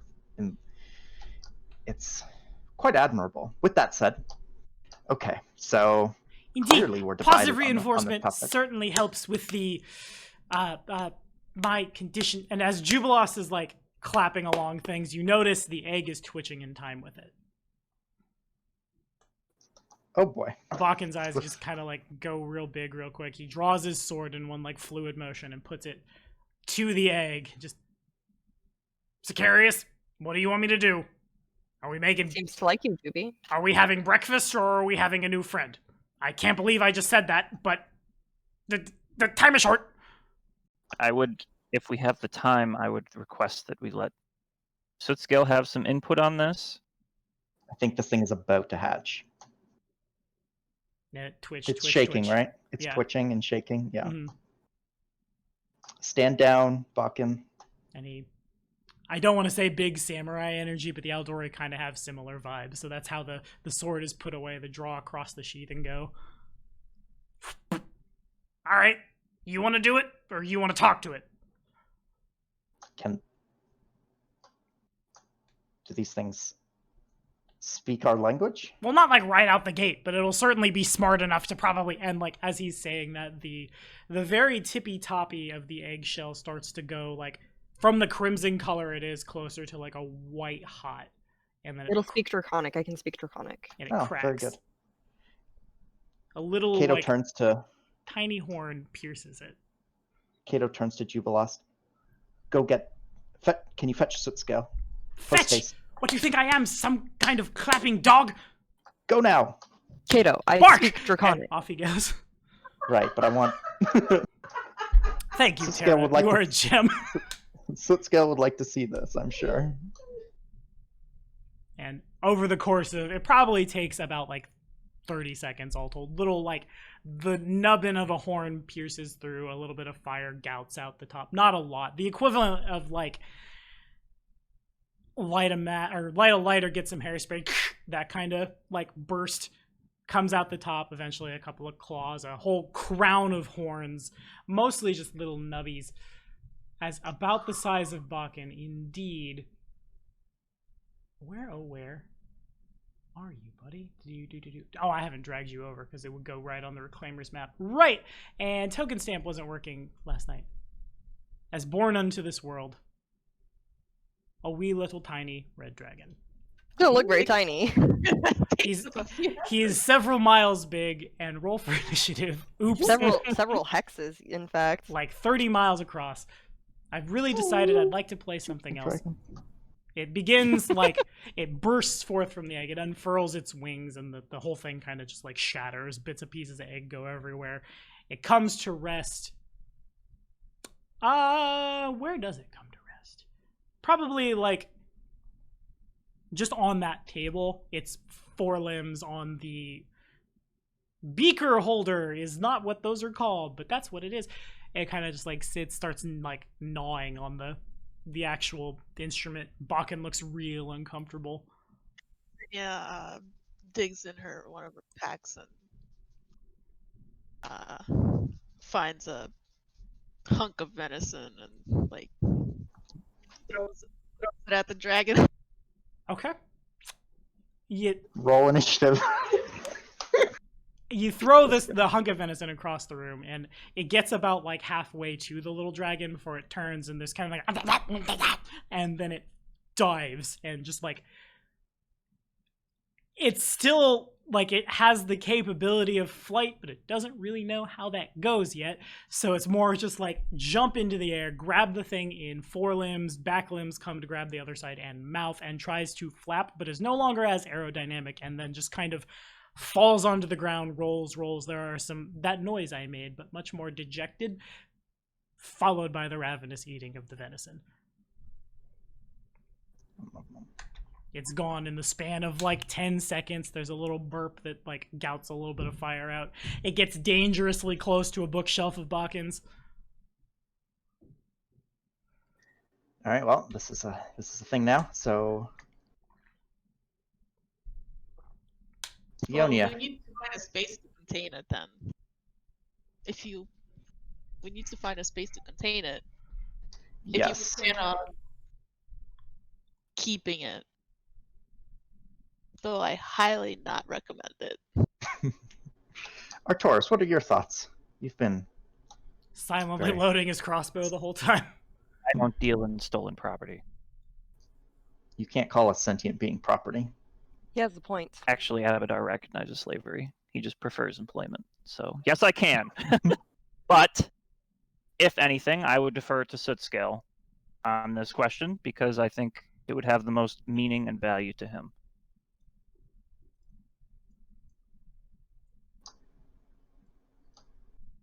Okay. Okay. Anybody else got any bright ideas? This thing continues now that it's out of food. It's kind of just like moving around, sniffing. It hasn't done mechanical damage to itself, but it's clear it probably sprained its wings when it fell, and it tries to like flap, and you kind of just get like the equivalent of draconic yapping and a dog whimpering kind of all together, as it's clearly in a little bit of pain, but then continues just like moving.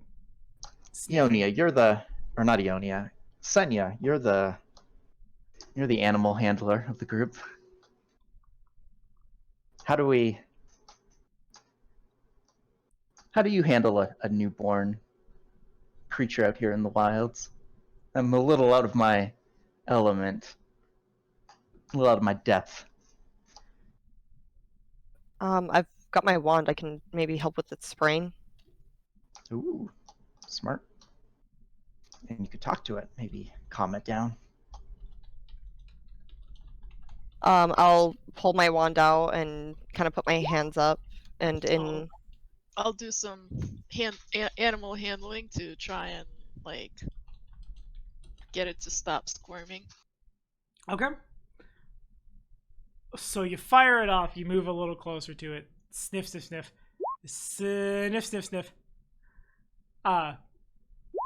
Moves over your direction. You hate to see it. Tag him with the Cure Light Wounds. There's the boing. It feels a little better. Senya moves towards you. You try to do the equivalent of like what you would do to a wolf cub or something. It kind of just looks at you. You make the calming noises, and then it makes them back, but in a weird like nah kind of crescendo, as if it's like mimicking you.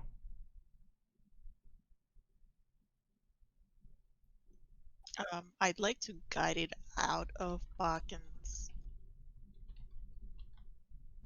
laboratory. Seems like we're in his house right now, right? Yeah.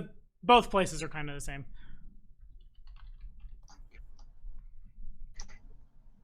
Where do we put? Okay, so our crew's currently we have crews currently working on the keep, right? Still.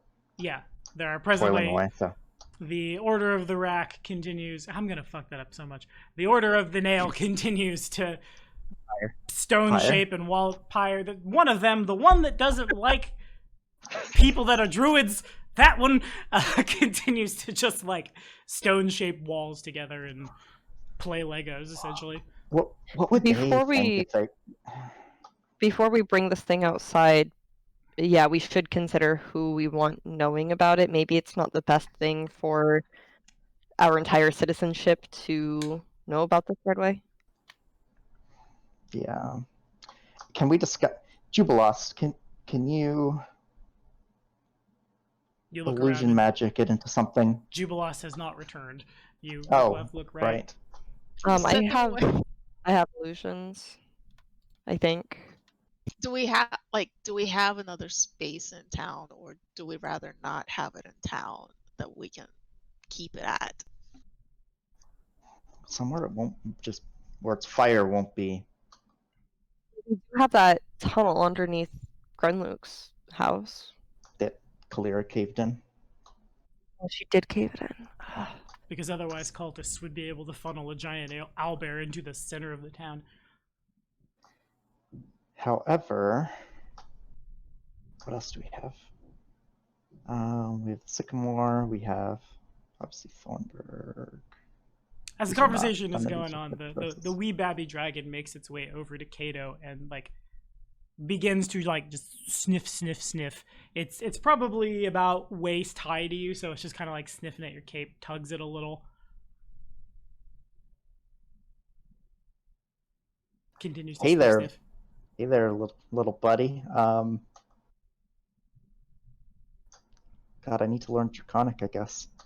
It responds in it kind of sounds like what Ionia would call Draconic. It kind of sounds like Common. It mostly just sounds like, but in the same candor, just as if to fire it back at you. He'll kneel down to so that they're he's the same height.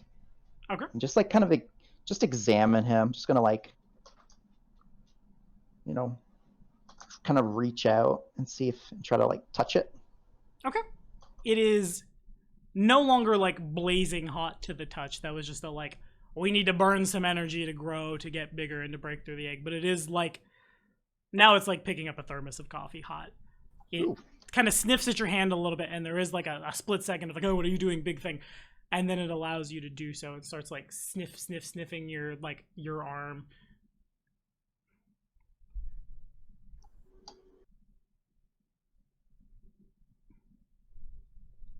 See, guys?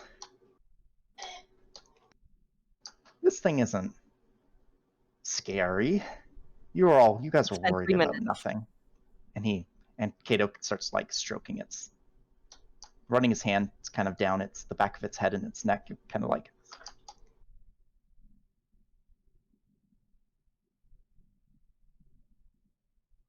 Why See? can't I click on that? That's rude. Perfectly harmless. And it's so cute. And it like, you Gotta go be to a pet it, kick and it puts both of its forelimbs on your shoulders and springs up with clear intent to like pounce on you. You're able to like prevent it from pushing you back, and it kind of just resolves with its paws. Well, not paws, it's not a dog. Its forelimbs on like your collarbones. Push. Nah. Oh God. Well, I think it likes you. Good. I guess this is net better than what anything I could have expected would have happened. That's all right. Sure. If it eats me. Make it king, don't worry. What? If it eats you, we'll make it king. Oh, okay. I was gonna say if it eats me.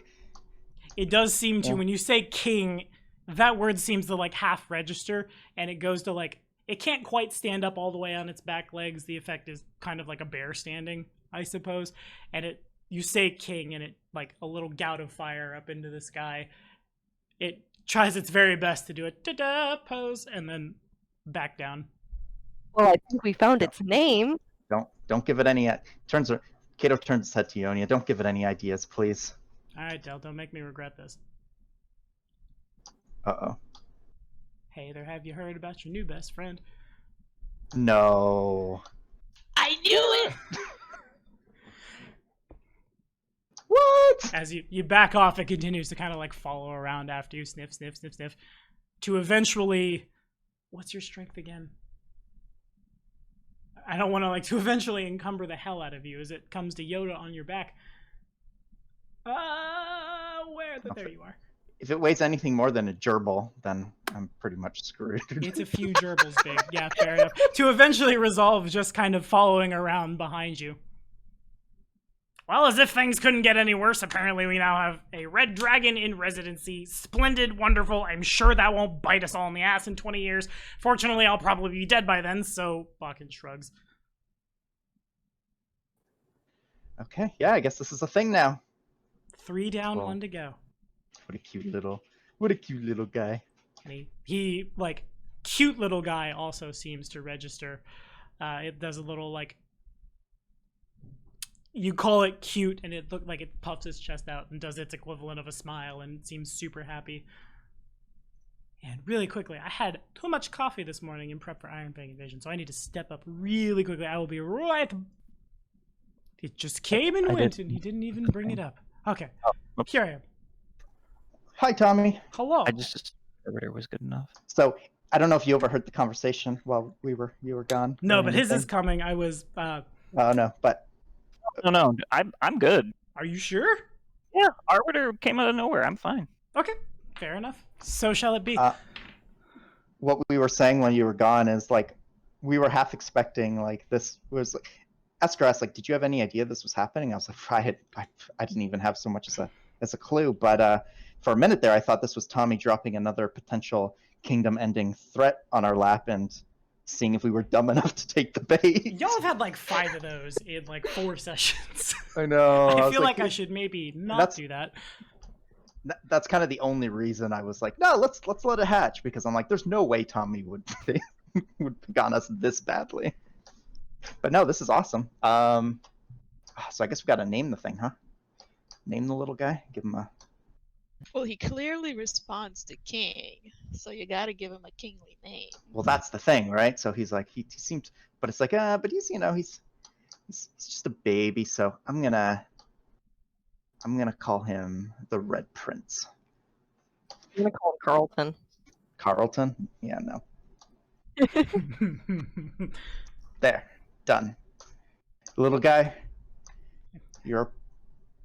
Stick with me, and you'll never Go hungry hungry again.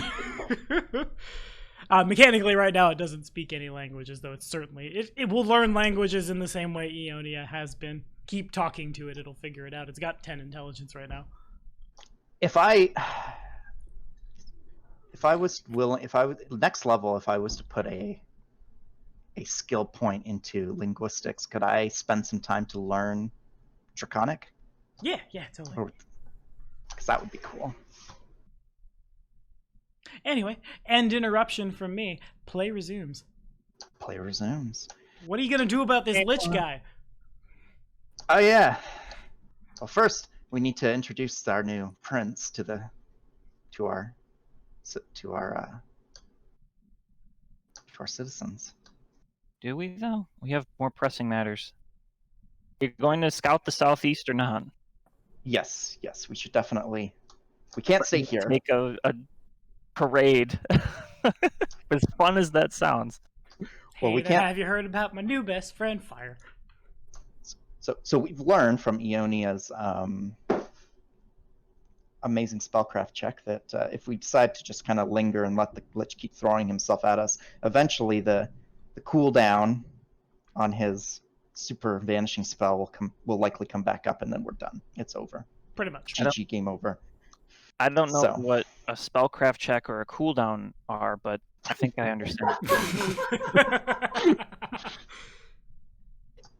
So, and since we have no leads, I think we just need to venture out and try to find some. So I think, yes, the southeastern scouting party is definitely a good idea. Jubilee still hasn't returned yet, huh? Probably shows up right about now. Just him and the chief. I found him. Your loyal dog has brought a. Oh. And the chief kind of like, Jubilos is like, oh, and Bach is like, oh, at the same time as they both like converge on as y'all are leaving.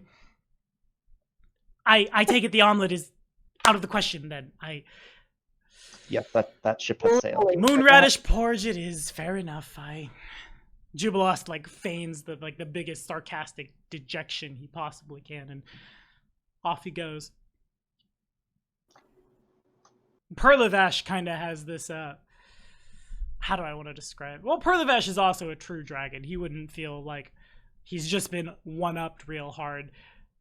No, he probably would. He's intelligent enough to know that's a much bigger version of him. That'd be like y'all looking at a pure-blooded Aslanti, and like Perlivash just kind of looks up, down, and then invisibilities. There's kind of just like sad dragon noises happen, followed by triumphant dragon noises from the RP. That's his name now, I guess. Oops.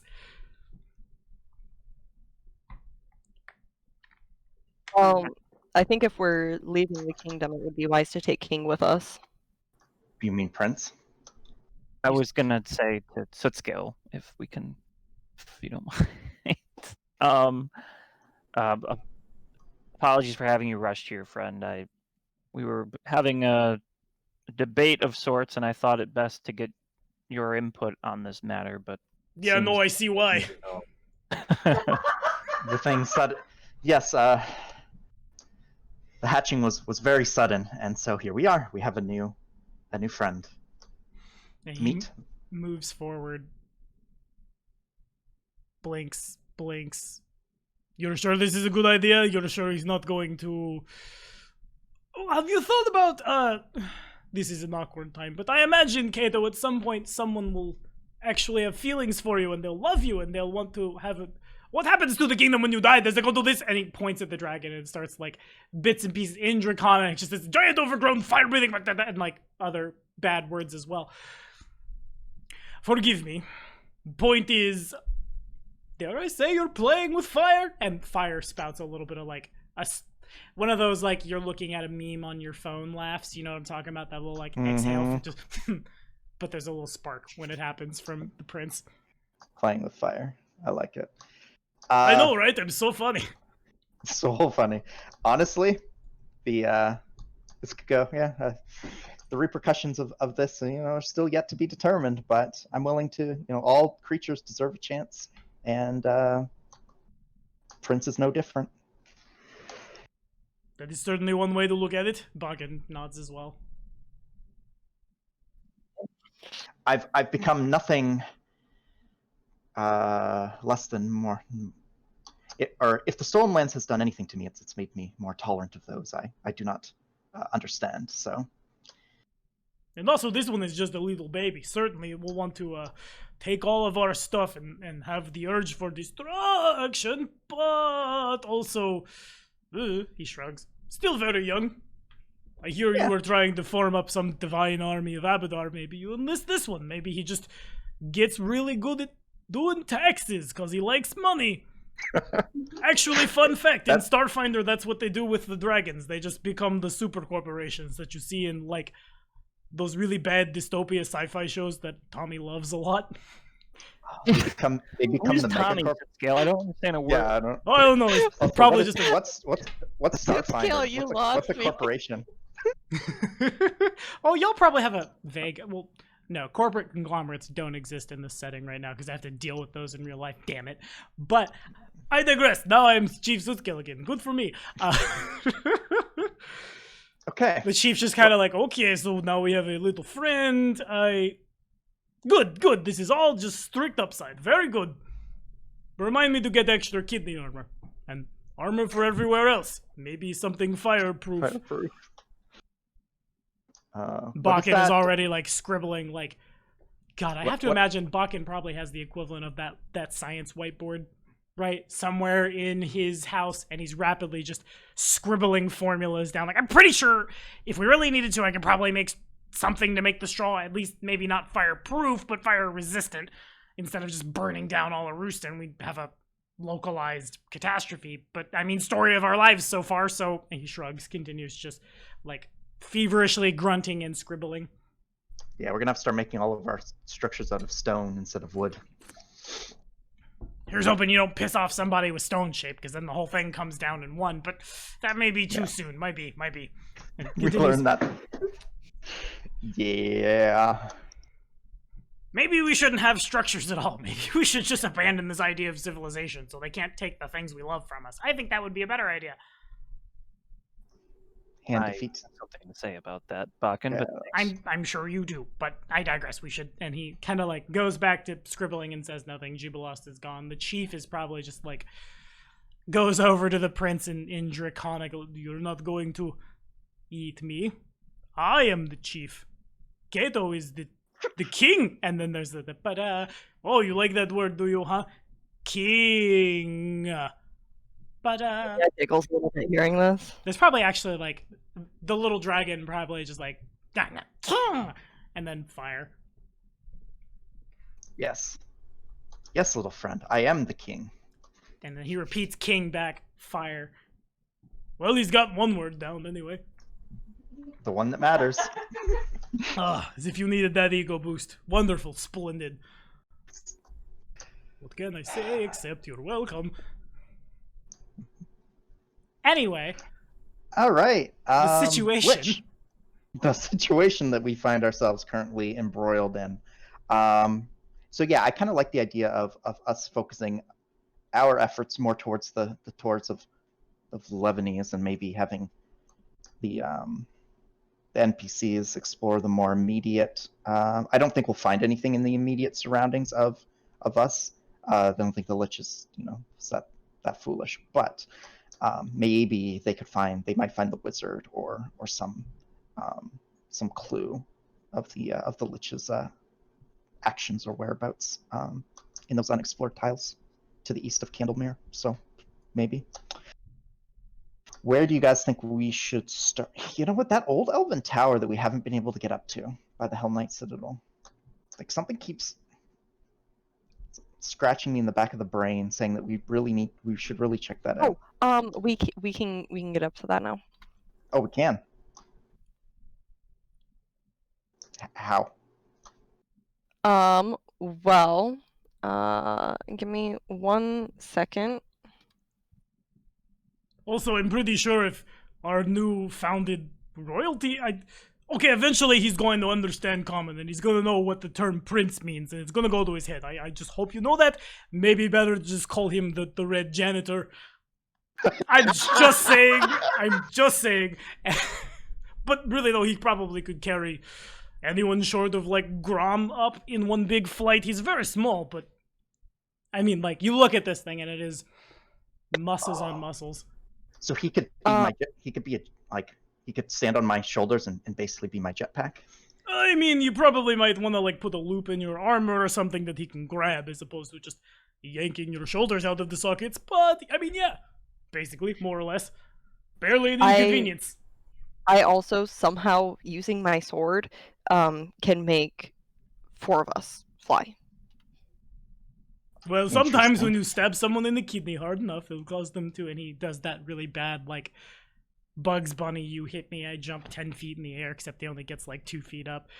The dragon thinks it's the most hilarious thing ever. Sure, something like that. So wait, I think my answer might be a little confused on this one, but yeah, it's a thing that I think I've been playing around with a little bit. Oh. Neat. Well, any objections to starting there and working our way maybe south from the tower? Well, the tower is a bit out of our way, geographically speaking. I mean, take the road. Well, actually, I suppose we can just fly over the river, huh? So never mind. You don't have to go all the way to the crossing there. Remember all those days when you almost drowned trying to cross a body of water? Those days are behind you, my friend. I remember those days. How do you weren't there for that? This is the voice I used to break the fourth wall, and I'm assuming at some point there was like that council meeting round the fire where we all talk shit on each other and poke at that time that in this setting you almost die. But normally it's like, oh, remember that time you went on a date with that girl and took her to see the Avatar movie? The movie, mind you. And it was really bad. Haha, it sucks to be you. In this setting, it's more like, hey, remember when you almost died a miserable death? I remember when Arcturus tied a rope around his waist and said, hey guys, are we getting going? Oh, clearly I've struck a nerve. Okay. This is what you call proper planning, and then whoop into the water. This is what you call clearly the population of Concordia is so traumatized from events they're just resorting to jokes. But okay, so we're heading out.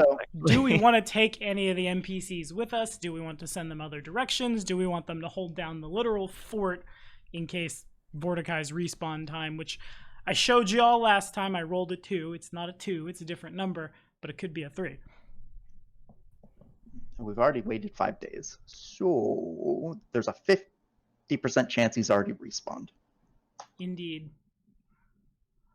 That's how that math works. That is the way that cookie crumbles. Oh, also I should probably ask, it's kind of important, it will be a little sidetracky, but story of the session. Who becomes the warden in Kalira's absence? Yeah, we had a bit of a talk about this. So we have with Grinloop down, the marshal became vacant, or the warden became vacant. And with Kalira gone, the marshal is now vacant as well. And we don't really have anyone to stand in for those at the moment. So I guess we just take vacancy penalties there. You could also, I don't want to say grab a rando, because they stop being a rando when you grab them. But if you want to grab one of the sword bros and be like, hey, got a new job for you, please don't screw this up. Or Dazia, she also exists. Dazia exists. That big muscular dude sounds like he'd make a good warden. Yeah.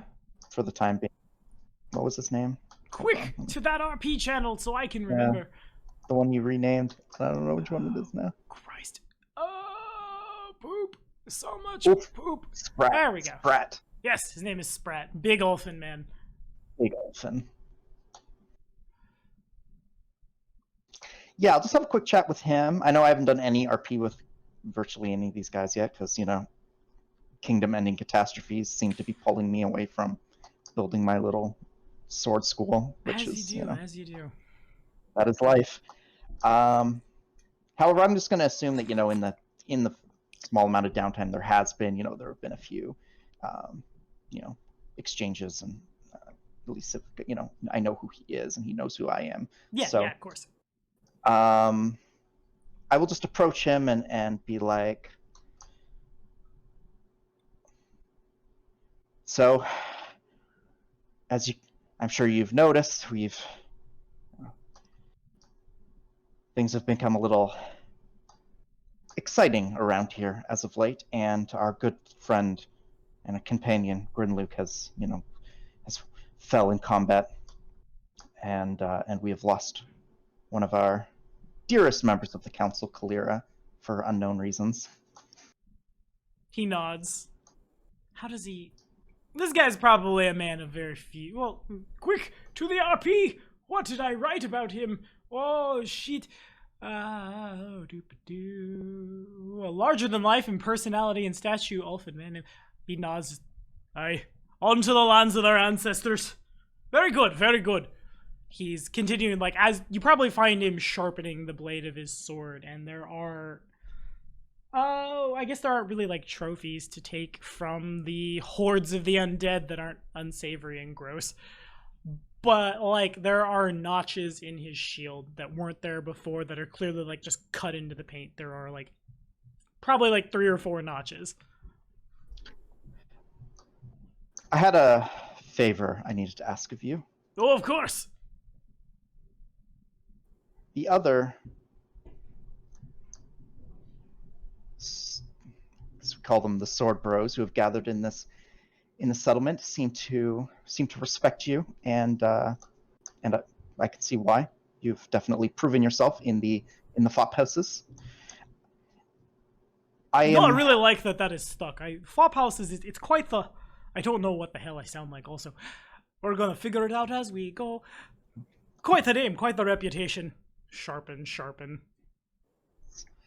I'm planning an expedition out to for the next few days. I was hoping that you could rally the Sword Bros, those that you deem fighting fit, to hold down the fort, security as it is in our absence, and I would place you in charge of ensuring that no other potential threats creep into our town.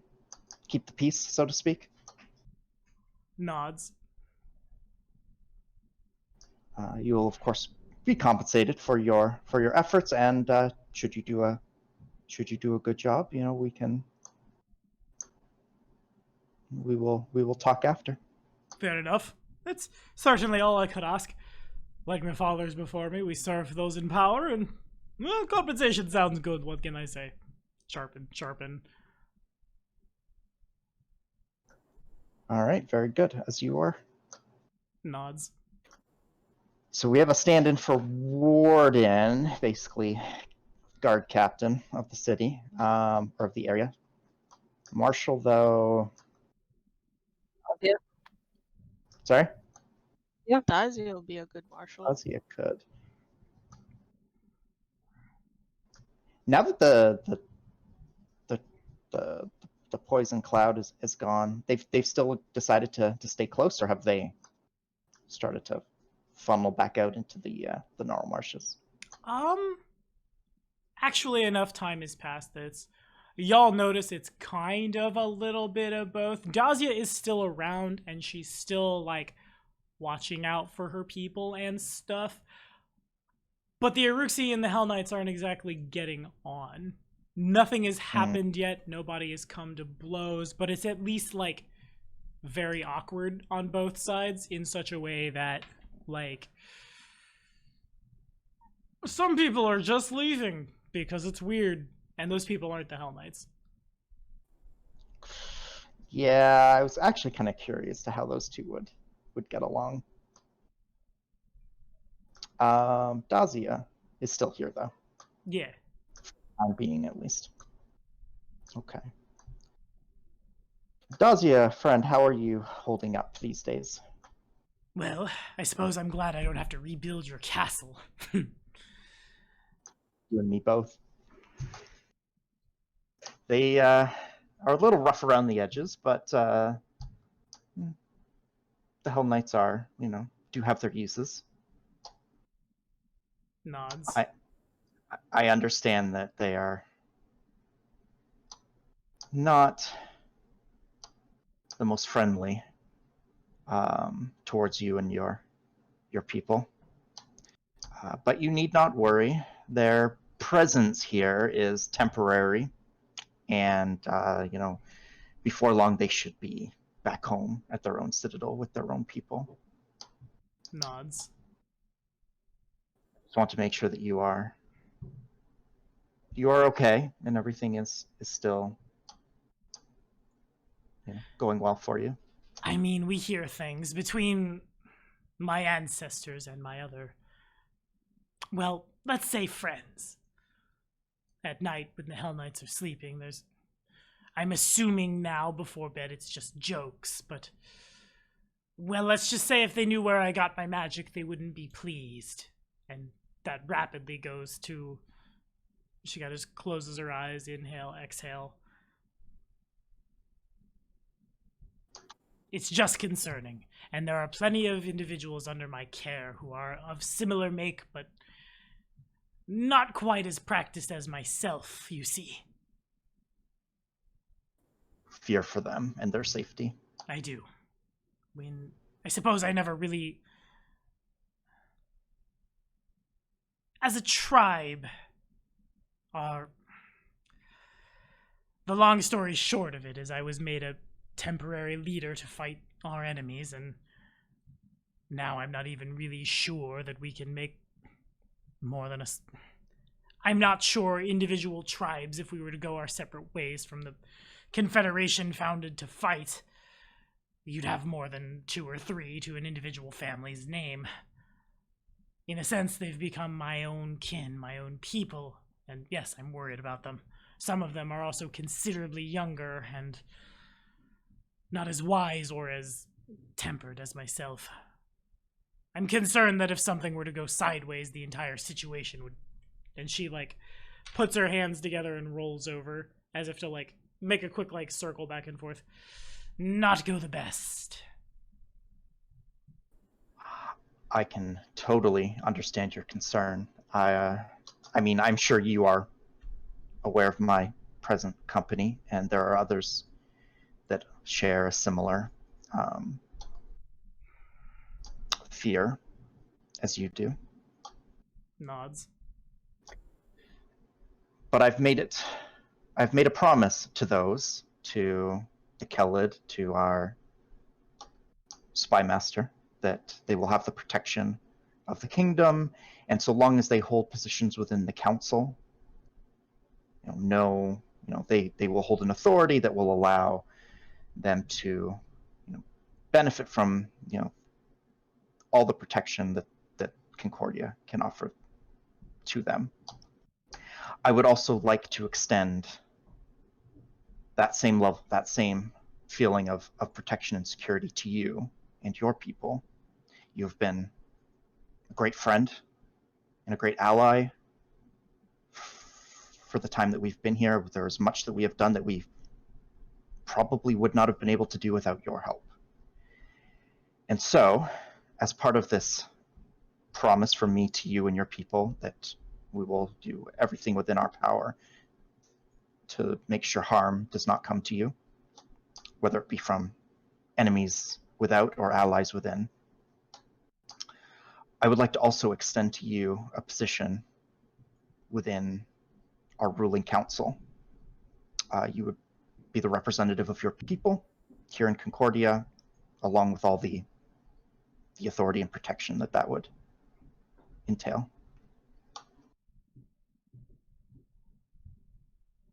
Should you accept, you would take on the duties of our old friend Kalira, the marshal who was in charge of ensuring the security of the borders, as most of our kingdom borders on the Gnarl Marshes anyway, and no one has eyes and ears in the area better than you and your people. I couldn't think of a better candidate for this role, should you accept. The choice is, of course, yours.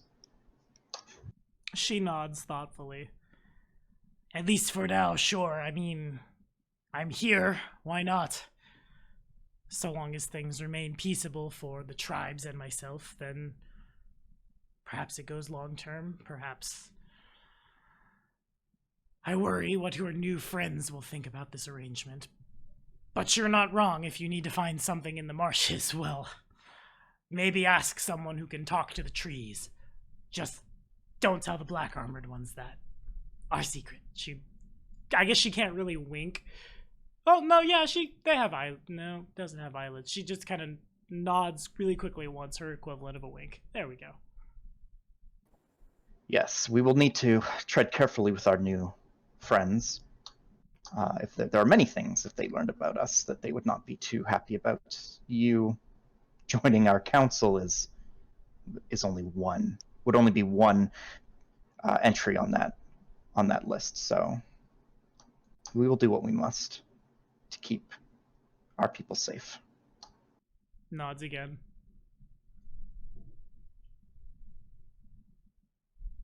Well, okay. So my job is what? Follow the borders, make sure threats from without stay on the outside. To the SRD. To the SRD, yes. SRD. Your role is ensure that the kingdom's laws are being enforced in remote parts of the kingdom. The marshal is responsible for securing the kingdom's borders, organizing regular patrols, and working with the general, if there is one, to respond to threats that militia and adventurers can't deal with on their own. So, yeah. Okay. Basically, the remote areas and borders of the kingdom. So anything outside of the metropolitan areas of the kingdom is sort of her wheelhouse, whereas the warden secures the internal, like, larger cities and stuff. So they're kind of like two sides of the same coin. Gotcha. Which is kind of makes sense since we always mix the two up anyway. Mm-hmm. Excellent. So that is done. I feel like every NPC we assign to a council role ends up dying, so I really know. I'm scared. I'm scared for everyone. I hope I just didn't sign two more death warrants. I mean, we can't leave those spots unfilled, though. Unless you sign your own death warrant. And this is the struggle of being a ruler. This is why they say heavy lies the crown. Yep. So the next generation where Troy has to send Hollow Jordy to his death. Yeah. Oh god. You're not wrong. Pretty Okay, soon we're gonna have token for Sprat. What does Sprat look like? Could just use Aznabel's token. It's not dissimilar. Screw it, why not? Let's get some mileage out of that thing. Shh. Thanks, Hero Forge, for making a great product. It is pretty good. Thank you. I do love Hero Forge. But, alright, so we have the council, we have the NPCs, we have y'all. I should maybe at some point replace Artoris's token with the actual token. I feel like so rude. I'm giving everyone dragons. I won't even change his token out. What's wrong with me? It's all right. There we go. Okie dokie. Well, what the plan is. I dropped my phone. That's a pretty good plan. I think adventuring, right? Right. I mean, like, I guess more so I'm asking, like, where we're going, plot the route, what do. I would suggest leaving Sutscale Bakken at home, having Juby with his maiden scout where you indicated before, and then the party heads to we're going first to the Elven Tower and then to the area directly south from there, right? Past Lake Silverstep. Yeah, that was my thoughts. Probably have like Jubilost and his team start exploring this area between the rivers down here. Yeah, I guess while we're at it, we could have Dazia scout the Gnarl Marshes just in case the wizard did That's make true. it that far. She said she could even talk to the nature itself to see if they saw anything. So Oh, yeah, I completely we left that wanted quiet. to Yeah. we wanted to go to the Sootskill Caverns to do that recognition as well. remember, it was been too long. Oh, never mind. I forgot. Levels when you can look back like a year. That'd be So I marked the area. Is that where we want Juby going? Okay, sounds Actually, good. pretty nice. So then just kind of grab Oh, this that's 4, much go back. nicer than Arcane Temple. What did you do I there? know. It's really good. Guess you just used lines. yeah. Pilot line, yeah. Whereas I've just been grabbing the Scroll. freehand and just scrawling around. All right. All and right, then let's all we- direct our Patreons to Tara. She's clearly much better at this than I am. And then Okay, us. cool. Do we want to draw a similar thing for Dazia as well? As I now have to break out these books for the first time in like 4 sessions.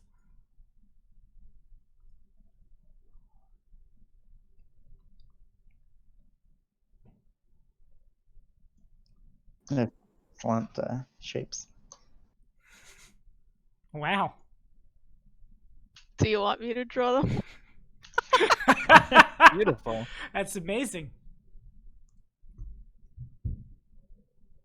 God, this map is just becoming squiggles all over the place. Yeah. As you do, as you do. So, because these remind me, these purple dots mean that we explored all these hexes Yeah. already.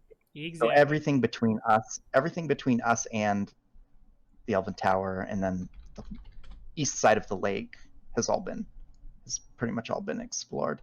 You know what we could do is then we could head this way and meet up with our.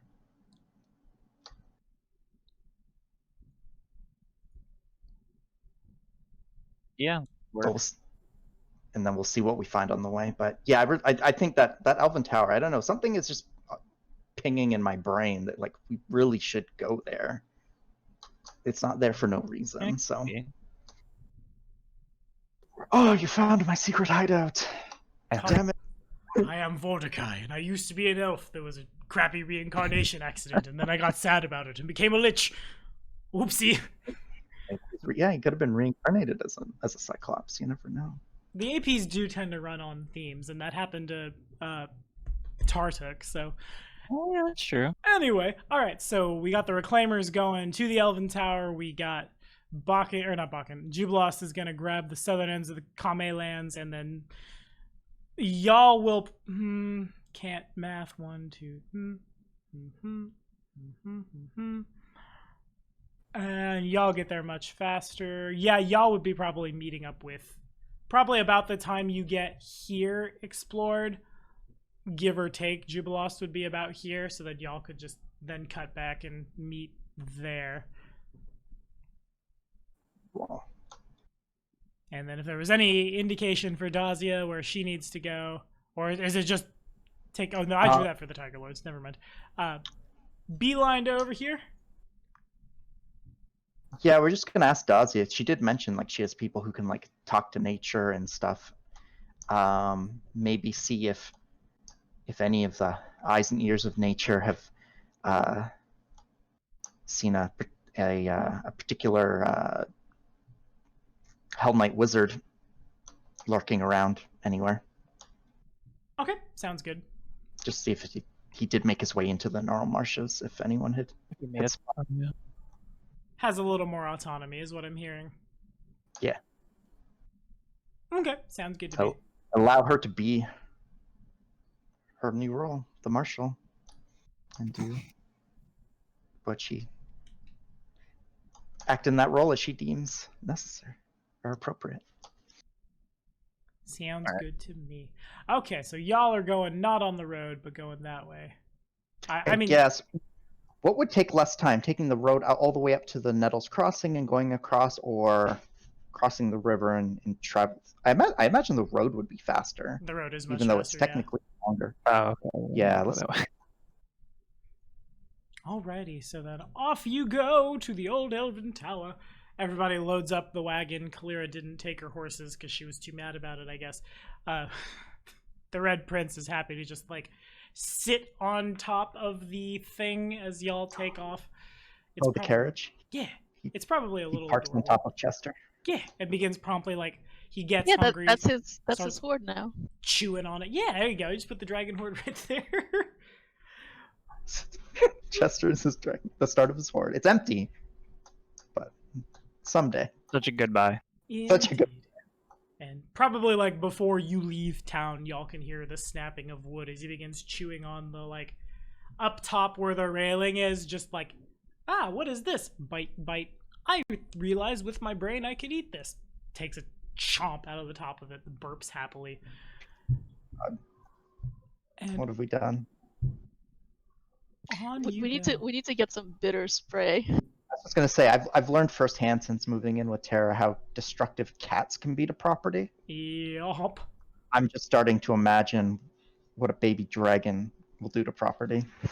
Well, good thing like my old cat, she's not as destructive as the young cat. The young cat like loves to chew on everything. It's We've had to horrible. we've had to put plastic piping around all of our cables and spray things with bitter scent, like the bitter spray, to like keep him from just like literally eating everything. I believe it. He's such a nightmare, but he's adorable, so it's fine. Story of my We whole accept life. it. Okay, so where there it is. I had to remember what it was called. Y'all make your way downtown. And this is the first time some of you. No, I think everybody would have seen it by now, except for maybe Senia. I forget. No, Senia has always gone into the Normal Marshes when we've split the team. So indeed, rising up from the peaks, there is a crumbling, ancient-looking tower. It's a wonder that this thing is still standing. And yeah, y'all can get right up to the foot of it where it becomes very clear about like you could try to scale the thing if you really wanted to with some climb checks or some rope and grappling hooks and things, or ask the prince to give us a ride up, that kind of thing. So I think Ionia said she can hover the party up there, but I'll have Prince carry me. Okay. I can Style some of points. us, and that means that I can't do recognition, dispel magic, or invisibility sphere. So which spells did you prepare today? That's not how I work. Really? I can cast any of them, but I only have 4 total to cast. Spontaneous like- casters. You're one of those like sorcerer type people. One of I them have- sorcerer Yeah, I type have people. a very limited spell list, but I have access to all of my spells until I spend my spell slots. That's cool. Okay. Senya can probably scale it. She has a climber's kit. Okay, make a climb Yeah. check. I would prefer to get the fly spell, so if that's being used, I don't know if it's worth. Artoris is once bitten, twice shy on trying to climb never anything again. at all. Okay, Senna, you get the climber's kit out. That gives you a bonus to it, and you start pitoning in pythons and, like, I assume tying a rope around your midsection and then to something that sticks into the cliff face, so you don't just like whoop, whoop, whoop, whoop over the side and have a bad time.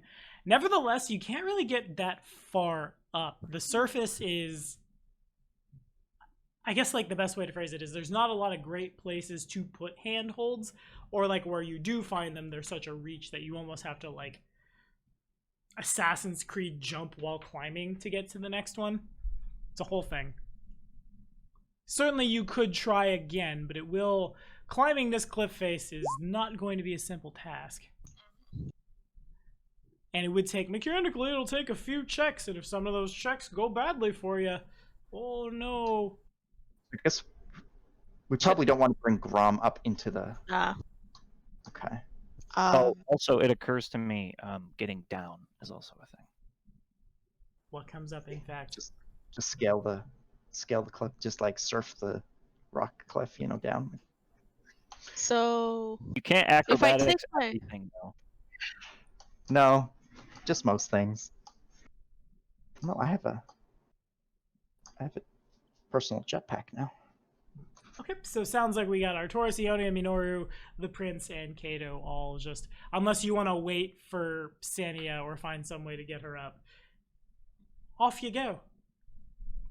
I Can have I one take my- extra use on Senya. I won't be able to get us back down until we rest, though.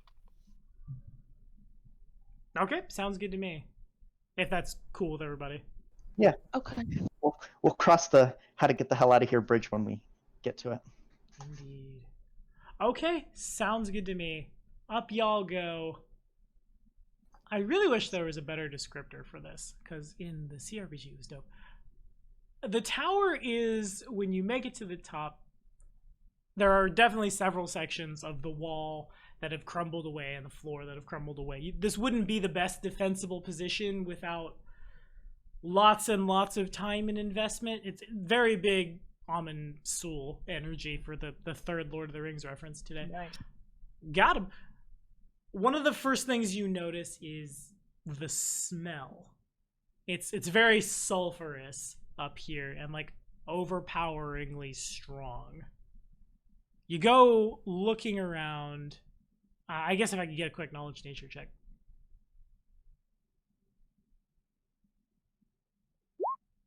And Senia's got it. Neonia definitely does not. Ooh-wee.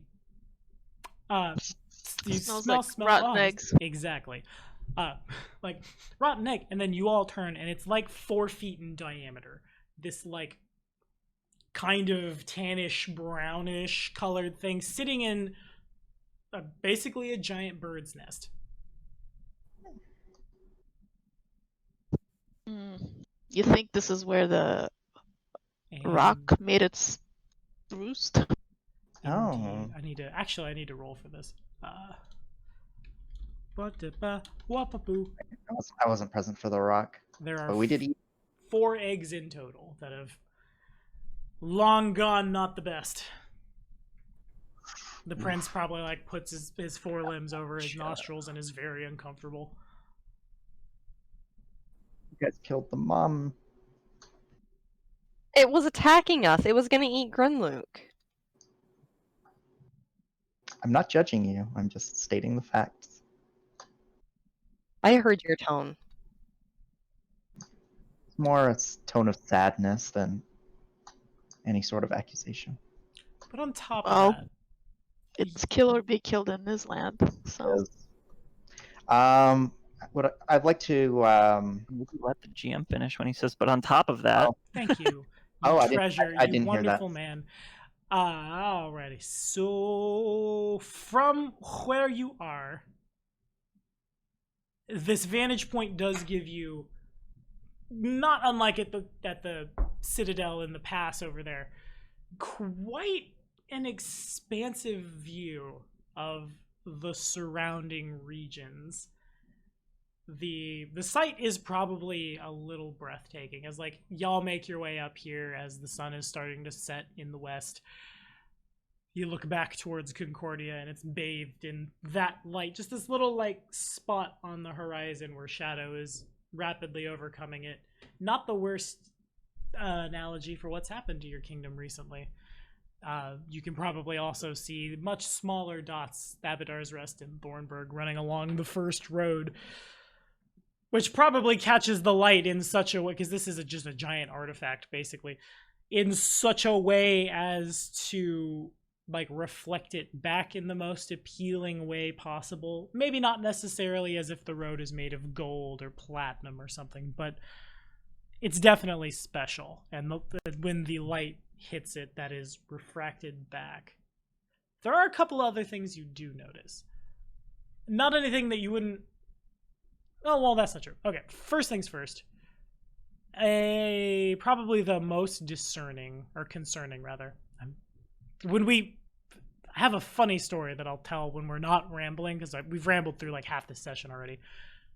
You can see, marching down yonder road this way, it's hard to get the exact number from like just like squinting off in the distance at what is a dust cloud and little dots moving, but it's very clear Restov is moving someone or something, most likely troops and more supplies and stuff to formerly Oleg's, now their garrison on the border, their keep on the borderlands, if you will. Did it. But the site of everything from like massed formations of humanoids to wagons to other things as well that you can't tell what are, It goes on for a while, and it looks like they're planning on marching through the night, which is not a normal thing that you would expect to see. Well, shit. Second of all, I'm gonna put it. Y'all will eventually get there, but from up here, over here in this hex, it's no, let's make it this hex. Somewhere a little bit closer as the 1, 2, 3, 1, 2. Actually, it doesn't matter. They're equidistant. So indeed, right here, the ruins of. It looks like a particularly large boat that has been abandoned. Just kind of like as you follow the river, as the little Selen winds towards the mountains, there is like jammed into the shore a spot of like brown that isn't tree, which almost certainly must be the wreckage of a ship. To go a step farther with that, all of you very distinctly remember that night in the Keston Memorial Graveyard. In the cemetery where all of you were ambushed and the first assassination attempt on the kingdom happened, and there was indeed an ogre swinging around a ship's anchor. It seems to the very intelligent and very wise members of the squad, it tracks that if you wanted to have a giant chain and swing, yeet at someone, you might get it from the ruins of a ship. Makes sense. I'm going to double check the map really quickly, see if there's anything from the plot that I should add. You have a very clear line of sight upon the Hell Knight's Keep and the little town of Varnhold. Indeed, what Megaris Varn has named his little, like, resupplying station that is not the Citadel itself, that looks like folks are moving around. Like, from your vantage point, you can see there are more buildings there than there were last time. And to really drive that Lord of the Rings analogy home, if you were to kick on a fire tonight, they would probably know you were here, because you guys are a hex away from the Citadel.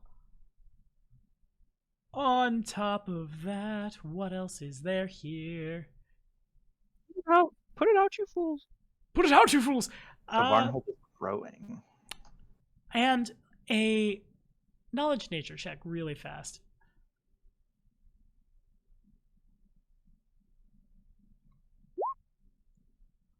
So Lake Silverstep,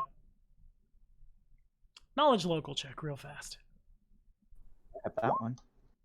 So Ionia, you, in your time reading books and learning about the region and things, you know that Lake Silverstep is so named, and Cato knows this as well, because legend has it that the waters of the lake were filled, like, it became a lake to fill up the footprint of an enormous silver dragon years and years and years ago. It is the cleanest and clearest source of water in the region. People speculate that's because silver dragon radiation. The Senia would know better. Like, that is miles and miles. That's like, what, 12 miles in diameter worth of lake. Dragons get big, they don't get that big. But you look down on it and you see why people would think that, because it is a perfect imprint of a silver dragon. You assume someone did that intentionally, or maybe possibly natural coincidence, but that seems super unlikely. And there's one more thing I'll mark. I could mark a lot of things if y'all wanted to stay here and scout, but let me just grab it really quickly.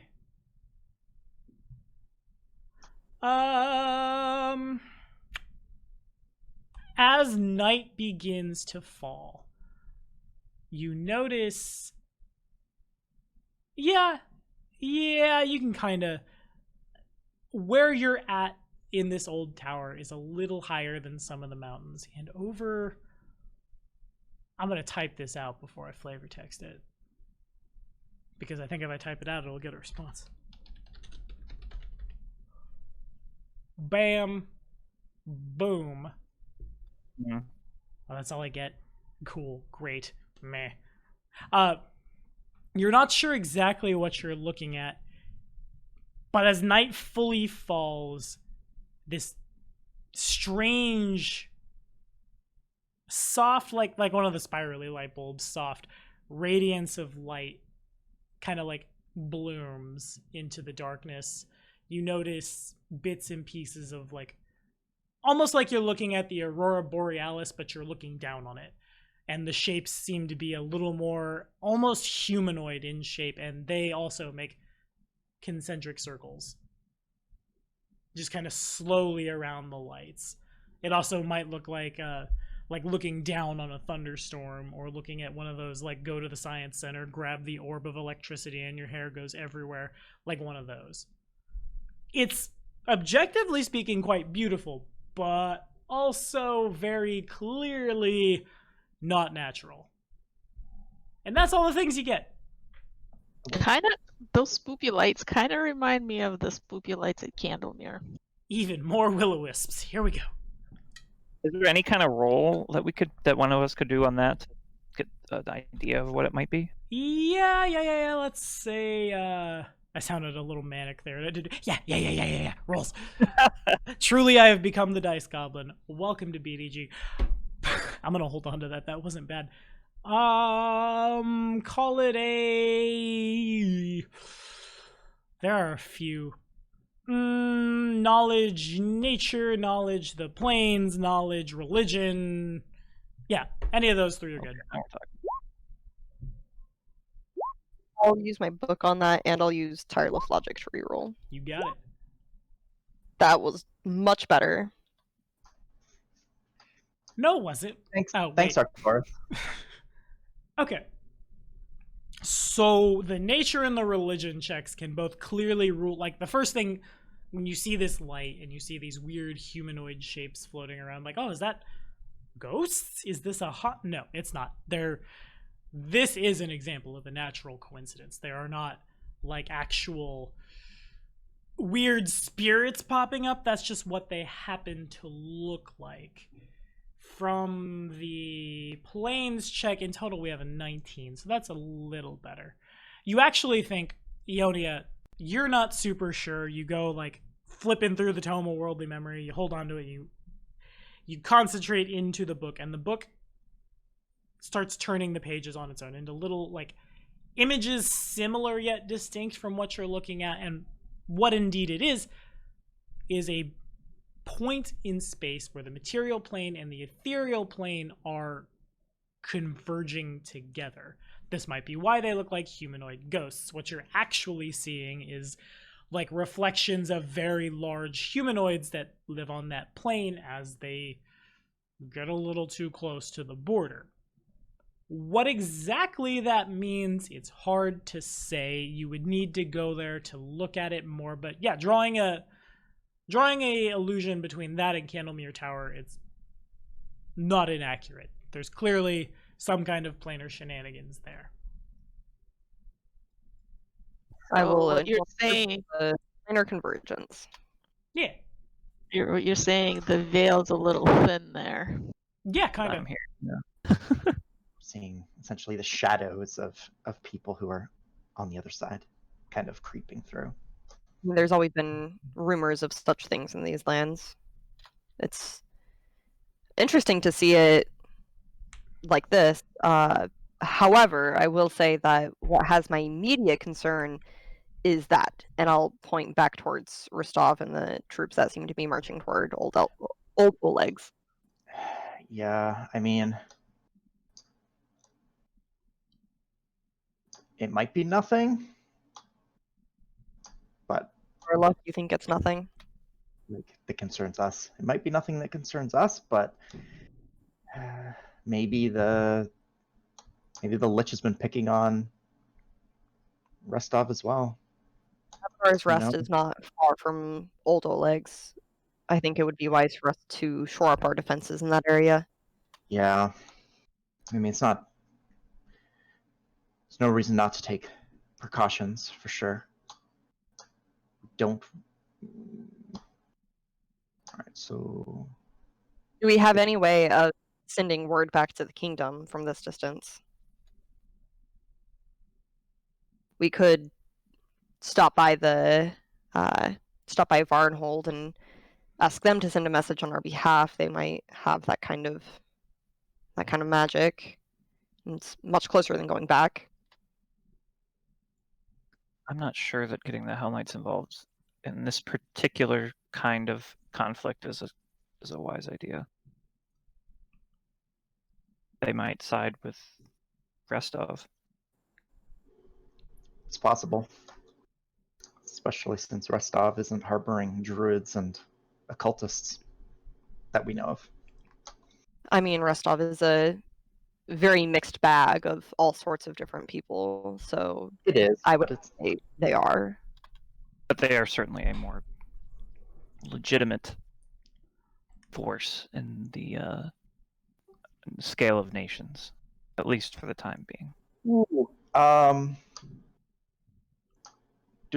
Would I using knowledge nobility, would I be able to know would I know would I know what the what kind of relationship Brevoy has with like Cheliax and the Hell Knights in general? Yeah, you would. Flip? I want to be like, no, beat it, because the memes. But there we go. I got the beat it in. We did it. Air 5 in the direction of the east. But yeah, you definitely could.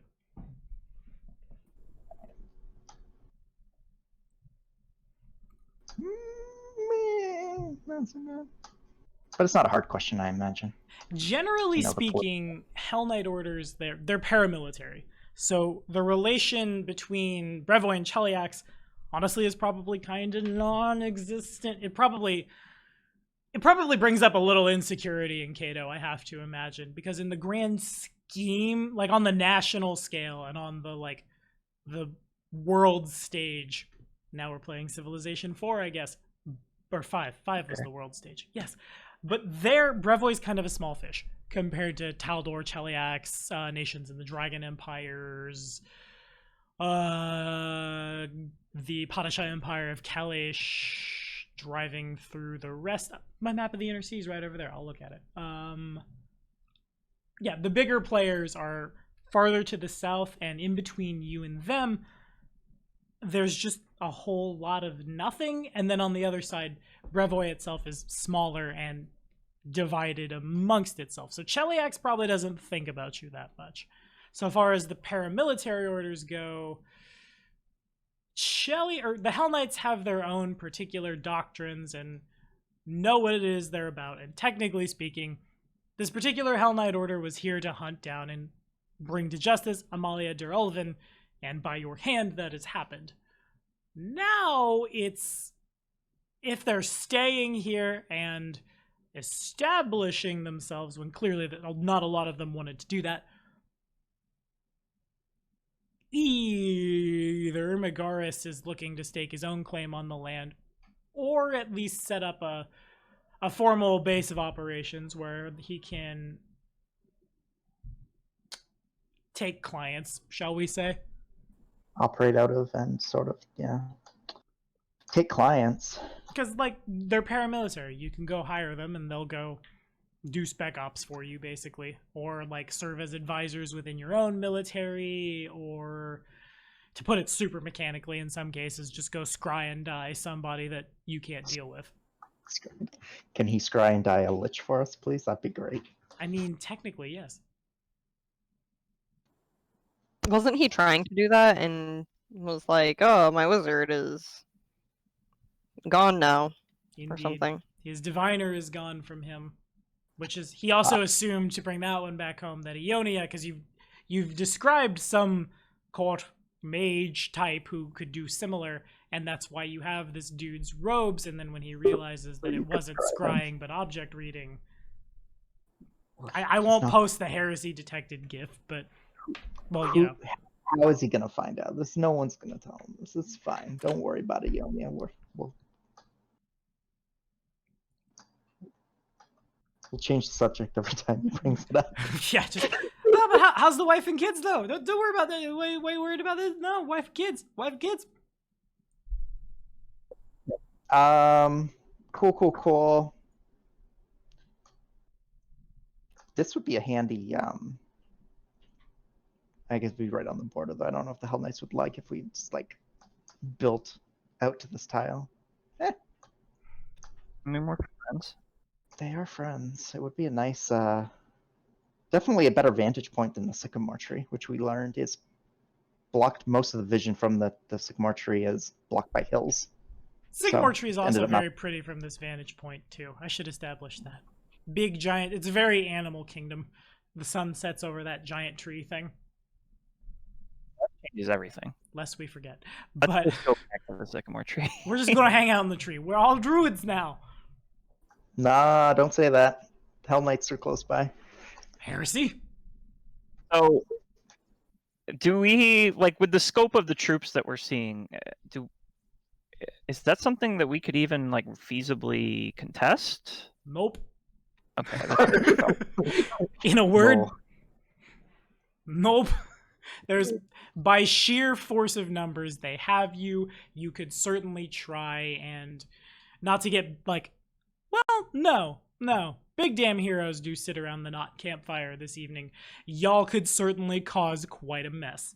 Artoris, it's probably a little daunting for you to think about it. To just like, if I really wanted to, I could. Would you roll a full attack for me really quickly? I need to get my numbers right. full attack. Yeah, just hit your full attack macro. I need to. All the buffs on Do that. a rough calculation in his head. Kinda. I forget how many attacks This you is have. without now. any of my buffs on. So 1, 2, 3, 4 with haste. If I really wanted to, I could probably drop 4 common soldiers in about 6 seconds and then go again. And they probably couldn't find me because I'm invisible, and I could kill so many people. Same with Kato. Remembering dancing through a bunch of yeah. skeletons who couldn't touch him, then replace the face of the skeleton with the face of like 18 years old, freshly drafted, full of nationalism, and now full of dead. Senia riding through Grom, just is Thranduil at the end of the Hobbit on that moose. Just lower the horns and go and bulldoze a bunch of people. Ionia sicking the not wolves on people and also being invisible and stabbing people. It's a little telling for all 4 of you how far you've come and truly how dangerous you are. That said, there are so many of them that eventually... And I'm sure they have battlefield commanders and generals of their own that are not pushovers. Indeed. There are probably sword lords in the ranks. Regardless, the troops up north, they're a much less immediate concern right now. Like, we came out here looking for you know who, so we should focus on looking for you know who. If they were to march south, there's very little we could do other than flee to live another day and basically become exiles in our own land. So let's hope it doesn't come to that. I don't think we've done anything to provoke. In fact, we've been very careful in our actions to not provoke them. So certainly, Yeah, well, that's what I'm confused about. So why are they moving the troops, marching through the night?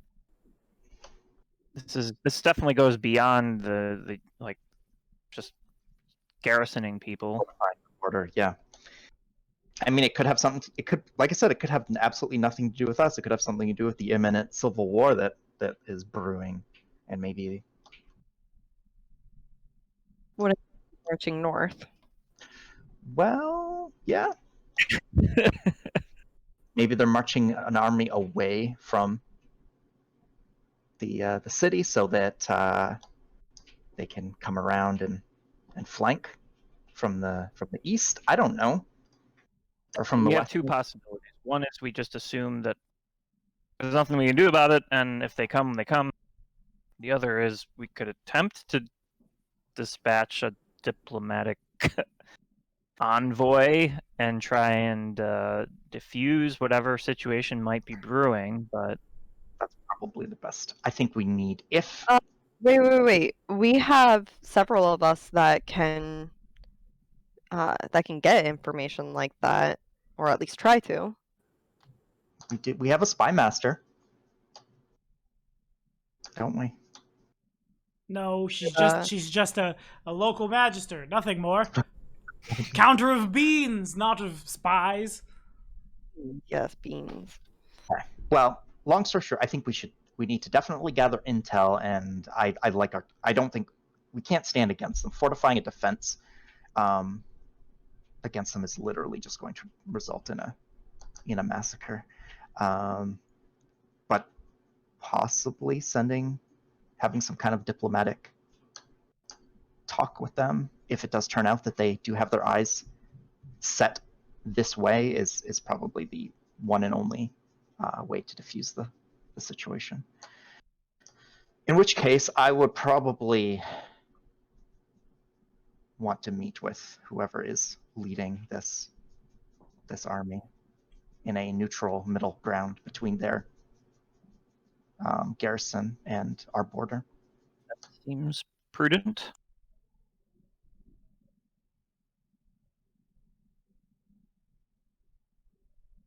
About how long does it seem that before the troops reach Oleg's? Maybe the best way I can think to say that is some kind of otherworldly haste drive. Like, they're going to march into the night. You're going to lose track of them when the sun fully Okay. goes down. Well, But at that rate, if they were to just keep going all night, they could get there, like, with the... Well, you probably catch them here is where the easiest way to see them would be. So not first thing in the morning, but, like, if they didn't camp, they would all show up dog tired at the end of the next day, completely unfit to fight, but they'd be there. Drop on them. Well, I was just thinking, like, do we have time to finish our little scouting party, or do we have to rush back immediately? You don't Since think you're when- in immediate danger. Yeah. But just another situation looming. What do You we- thought I wasn't since going when- to do it. It's not the dragon, it's the other one. People. The people we've kind of ignored for the past 2 years. Well, All right. yeah. So, okay, so that's cool. We got the scouting from the vantage point. Awesome. Some landmarks pinged and an army moving to the west. So, awesome.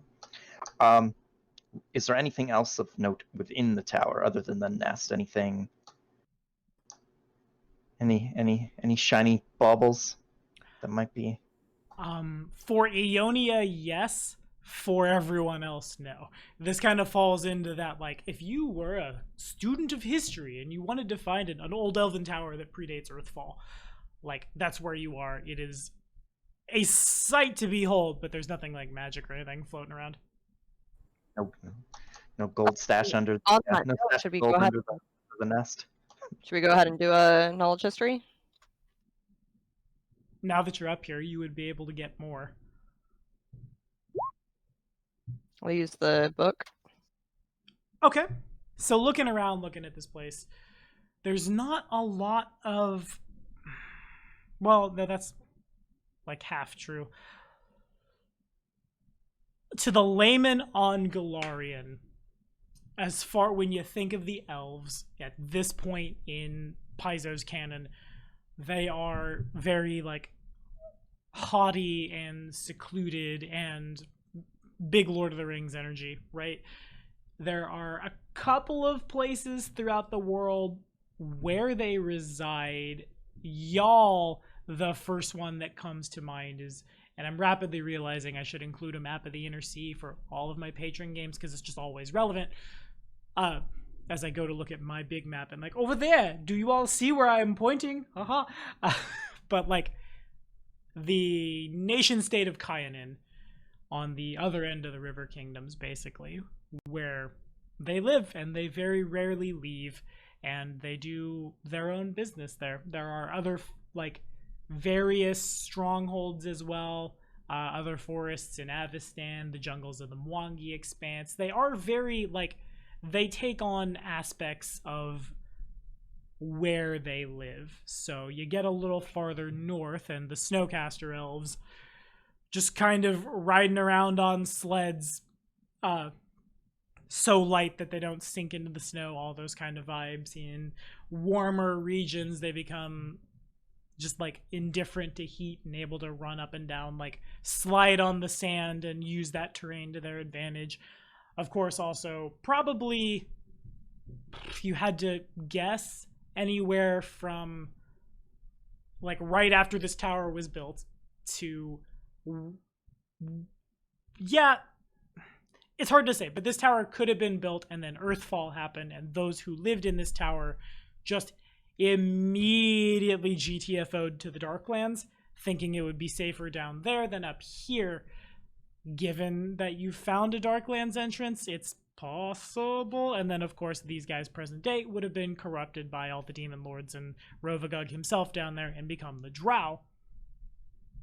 That said, they're like the architecture here, to bring it like now back from here's talking about elves to the present, it's unlike anything you've ever seen before. It's very clearly of elven and make. Things are ornate for the sake of being ornate, as if on cue the Red Prince breaks something that's just like an ornate filigree and probably starts chowing down on it. That said, it's all building buildings like this has been lost even to elves present day.